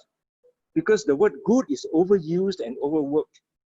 Can we say something like a fabulous Friday, a fantastic Friday? Wouldn't that be more refreshing? When somebody starts with, I'd like to ask you a question, just ask, because that is redundant. The impact is lost. Just ask. One of my favorite movie characters. It is just one of more than one characters. The word charisma is a noun. When you use it as an adjective, it ought to be charismatic leadership style. One of the most exciting portion of the meeting, again, one of the most exciting portions of the meeting.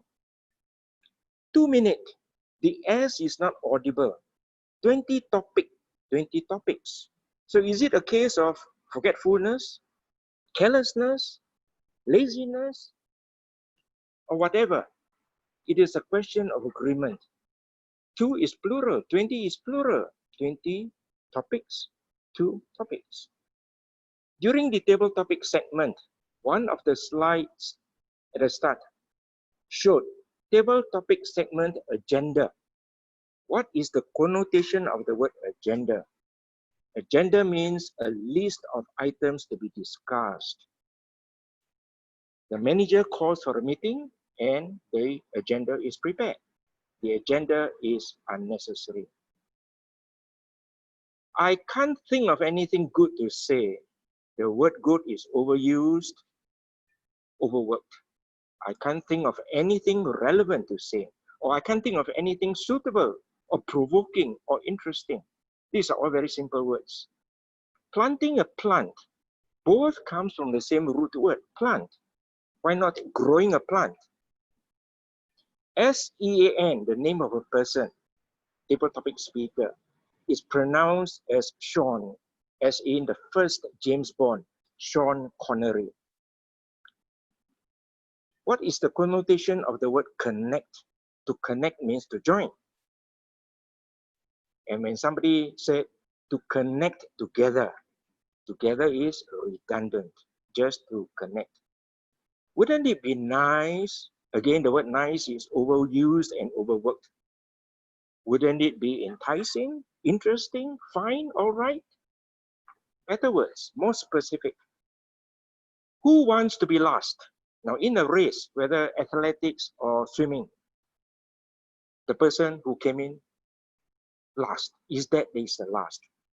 But when we say the last one, the last speaker, the last evaluator, a proper word will be the final speaker, the final evaluator, not the last.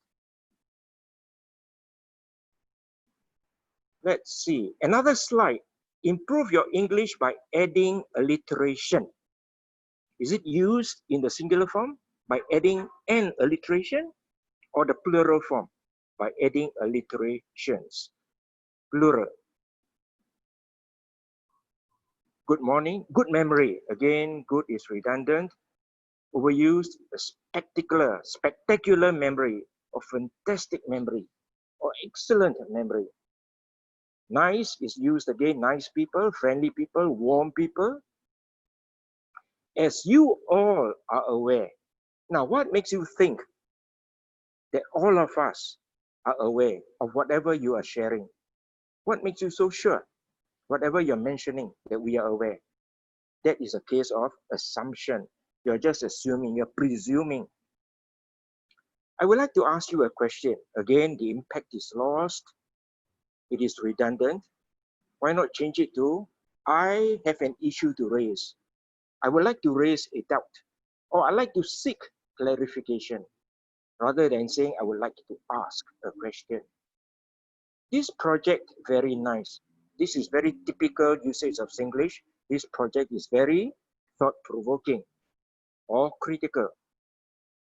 With the title of, and the title was mentioned, the preposition of is unnecessary. With the title, and you mention the title. Good, overused again, good voice can be charismatic voice, commanding voice, manly voice, resonating voice, melodious voice. This has become very, very cliche by evaluators especially.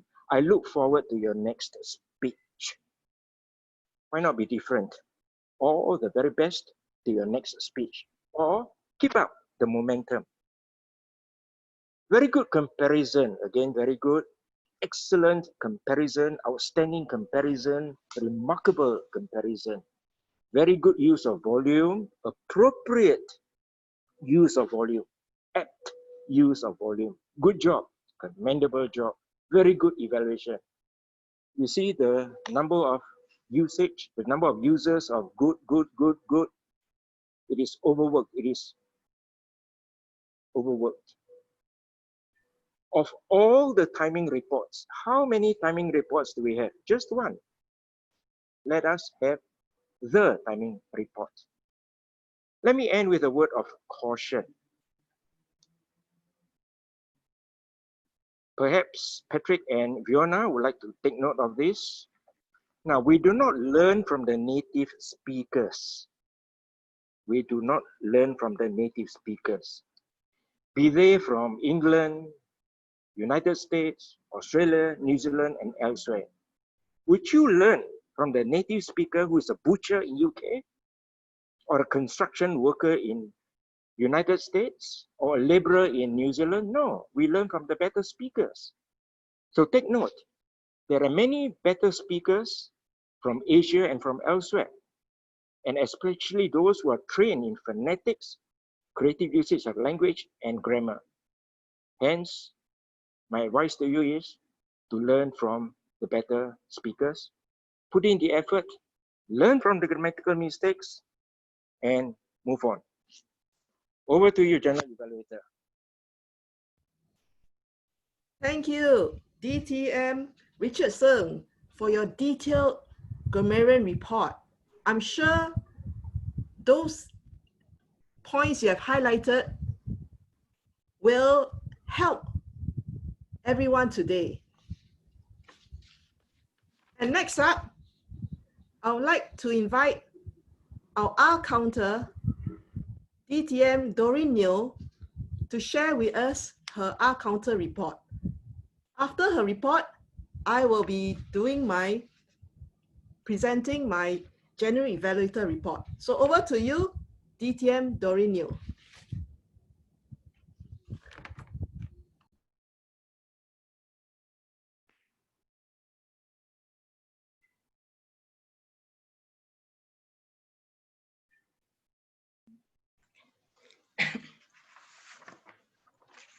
Fantastic Friday to all ladies and gentlemen. I'm Doreen Neo, the R counter. Now I'm presenting the R counter report. I will start with the TMD. Peter. He has 3 E's, 3 OK, and 2 For the table topic master, Ahmad. He has 3 He has 5 and 8 okay. For his speech, he has 4 and 2 and repeated. Next, I will touch on the table topic speaker. Patrick, he has 2 and for his evaluation, he has 1 1 okay, and 1 Motion, 1 Sean, and repeated 1 time. Pranish, Ram, 3 Vikana, 1 Hendrik, he has 3 2 repeated phrase in Indi, and N. Hashib have 1 and repeated phrase is SDST. Thomas and Rajan, I can't spot any. Fantastic 10 upon 10. For the speaker, Fiona, 2 Kana, repeated word our, the. I think that's about all. That is the end of my report. Pass over to you, Alicia, DTM. Thank you, DTM Doreen Neo, for your comprehensive R-Counter report. Now, I would like to introduce myself. At DTM Alicia Chia, I will be evaluating the meeting as a whole. First, I will evaluate the first part, which is the meeting, the club proceedings. And the second half of my evaluation will be on the performance of the duties. For the club proceedings, the meeting started on time. And it started and was kicked off by the SAA. And this time the SAA used a different technique. Usually we see the SAA asking us to mute or let's say to tell everyone if they're shy to off their video. But he didn't touch on that. And he did a different style. He talked about charisma, about the theme. So this was very interesting. I found it. And he even asked the audience to share their viewpoint of charisma. Now, because he did that, the timing allocated for his SAA timing, he exceeded. But nevertheless, the meeting was able to, they managed to arrange the timeliness still on time, in a sense that when he went to the table topic master, he was able to manage his time well.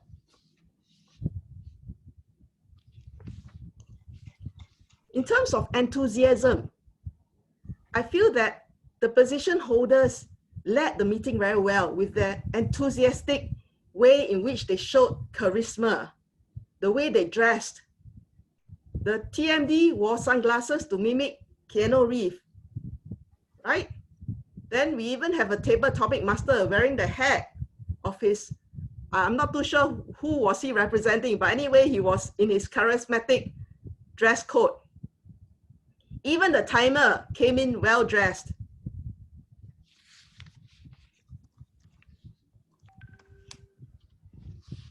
And I can see the energy levels going up after every segment.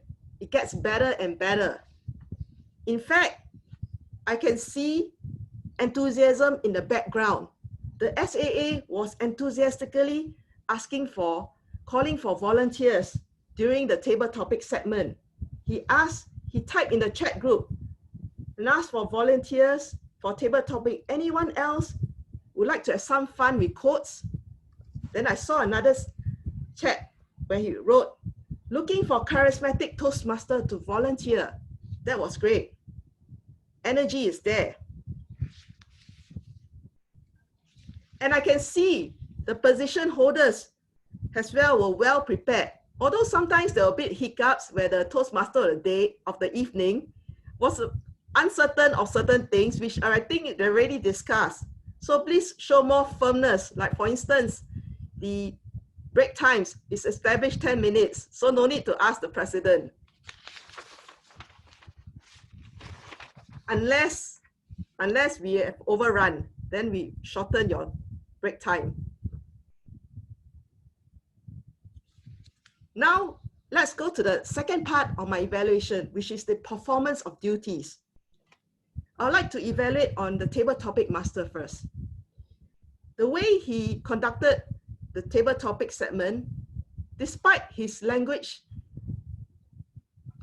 inefficiencies, he managed the table topic segment very well in a way of engaging the table topic participants. I noticed he was able to engage them after every table topic speaker finished. And he even encouraged the speakers to use the word of the day. I missed out the earlier part whereby the table topic master also summarized the procedures of the table topic, what skills we would learn, and how, and the timings. So that was well done. As for my team of evaluators, congratulations, you have all done well. You have given all the speakers good evaluations in the sense that you spoke on the purpose statements, whether they met the purpose statements. Only thing is, I wish for more enthusiasm when you deliver your evaluations. And also, please maximize the time given. You're given 2 minutes, 30 seconds. So one of our evaluators spoke only just 1 minute. I think didn't maximize his time.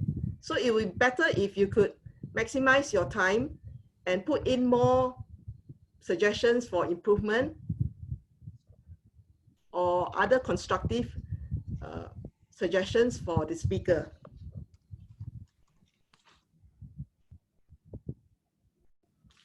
Now, did everyone seem to enjoy the meeting?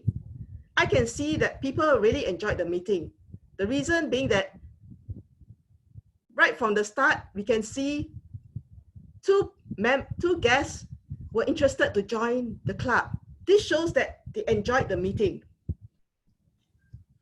And for myself, did I enjoy it? I certainly did. You can see I'm dressed according to the theme. And I find that break time was also enjoyable. The Toastmaster of the evening put on some music for us to enjoy. That was good. And what can we improve? Well, there's always room for improvement. What kind of areas? I'd like to challenge everyone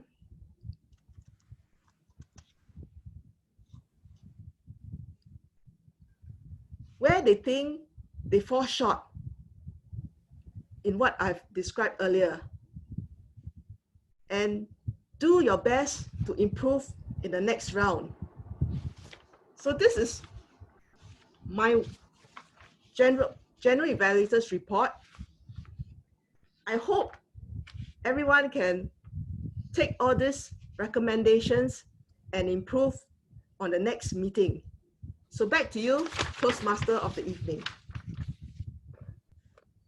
Thank you, Alicia Chia, General Evaluator for this evening, and the team of evaluators. And I think that summed up our meeting. Charisma, yes? Sorry, I missed out evaluating on the grammarian. I enjoyed his grammarian report so much that I missed it out. My apologies. Tonight's grammarian report is wonderful in the sense that he did in a different style. He didn't mention people's name, but he pointed out all the mistakes, and that was very good. In fact, he also taught us to think out of the box. Don't always use the same way. As we are now in the COVID-19 era, change is inevitable. So let us move away from the same normal way we do things, like good morning, good afternoon, good evening. We could do things differently. So we need to think out of the box. So I like the way our grammarian that did his reporting. We have a lot to learn from you. So back to you, Toastmaster of the day, Toastmaster of the evening. All right, is it truly back to me, and do you still have some more to say, General Evaluator? All right, thank you, General Evaluator and the team of evaluators. And that wraps up our charisma-filled evening. If you are somewhat attracted to our speakers, evaluator, table topic speakers, or even me as your Toastmaster of the evening, we hope you have enjoyed your evening. And now we're going to invite our President, Willie Low, to deliver us the closing address. Over to you, President. Thank you, Toastmaster of the day, fellow Toastmaster. Before I deliver my closing speech, let me announce the winner. Can I have the drum roll or wave your? The best table topic speaker go to Thomas Chen. The best prepared speaker is Kana Sakara, the club president of Bali Online Toastmaster Club. The best eventer go to Thomas Chen again. Thank you. Be charismatic, evolve, communicative dynamically with passion and endurance. While is displaying positive body language. It involves thinking positively, heavy optimism and self-confidence, and also be persuasive and building the respect and trust of others. We can all learn to be charismatic by developing our interpersonal skill through understanding and practice. Remember though that however charismatic you are, you still will not be able to piss off the people all the time, and nor shall you try. Fellow Toastmaster, I share my experience. I try to please everyone, where I try to be a better leader. This is the mistake I learned as a Toastmaster. This is the journey that I learned to be charismatic, to have empathy. All this is learning. Toastmaster club office leadership allow us to learn how to be a better leader where leaders are made. So are you a leader? This meeting, I can see many of you, especially the appointment holder, stand up to be charismatic and creative as well. But do you know that I have really the whole meeting, I have observed the appearance, the facial expression for those who have done their video. It shows that table topic session, everyone was so excited to communicate, to learn to think out of the box, to think on your feet. As speaker, your speeches have also allowed us to show us that you need to improve. You are learning to communicate better. That show you are trying to be charisma. as evaluator, you are trying to improve your evaluation feedback to the audience, and you can give better feedback so that people can improve. This is why Toastmaster is here for you. For people who are not in Toastmaster, join Singapore Online.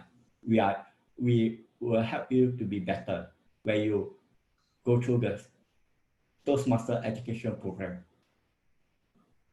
And I declare the meeting adjourned. We hope to see you next week, same time, same day. Have a nice day.